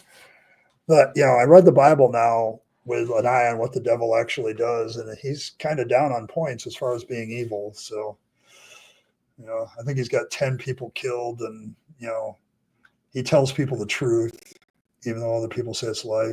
Kick the like button. Hit that like button. Hey, Iron, good to see you, man. We're a little late. I'm about ready to sign off, actually, because I'm hungry. I'm sorry about I had this really great hat reveal planned, but the thing came in late, and it's probably not going to get here till Monday. So what we're going to do, I think me and Earl are going to do an autism live stream next week, same time as this one, 6 p.m. We're going to talk about autism because it's Autistic Awareness Month, and both of us are very involved in that. So 6 p.m. my channel here on Saturday. So, and maybe we'll do a double Easter hat afterwards. So, but yeah, I'm starting to feel my famished nature. I don't eat when I first get up because my stomach's not ready for it. So it's too sensitive to that stuff. So, but yeah, thanks to everybody for stopping by. It's been fun. I don't think this guy proved the resurrection with what he said. And a lot of his stuff was bad evidence and erroneous. And so, and just not good. So yeah, it's too much stuff was wrong. I don't know. I have my personal feelings about Easter now as a former minister. I think I'm going to write a script tonight for a video about that. Maybe that'll come out tomorrow. I may push myself to do that one because it might be good for me. But yeah, it's been 10 years now since I've done an Easter service, and I can't say that I miss it, but at the same time, it still affects me. So maybe I'll talk about that. But thanks, everybody. I appreciate you all coming by. Make sure you hit the like button, subscribe, donate if you have time still with the goal. So we'll see what happens next week, but it'll probably be me and Earl, and we'll be there. Okay, we'll be there. I want to talk about autism, and I'm probably going to talk more about autism and its relationship to why I stayed faithful and other things like that. So, but all hail Fangs, the demigod rabbit. May your teeth always be pointy and nom nom and all that. And just a reminder, live your best life. You only get one go around and then it's over.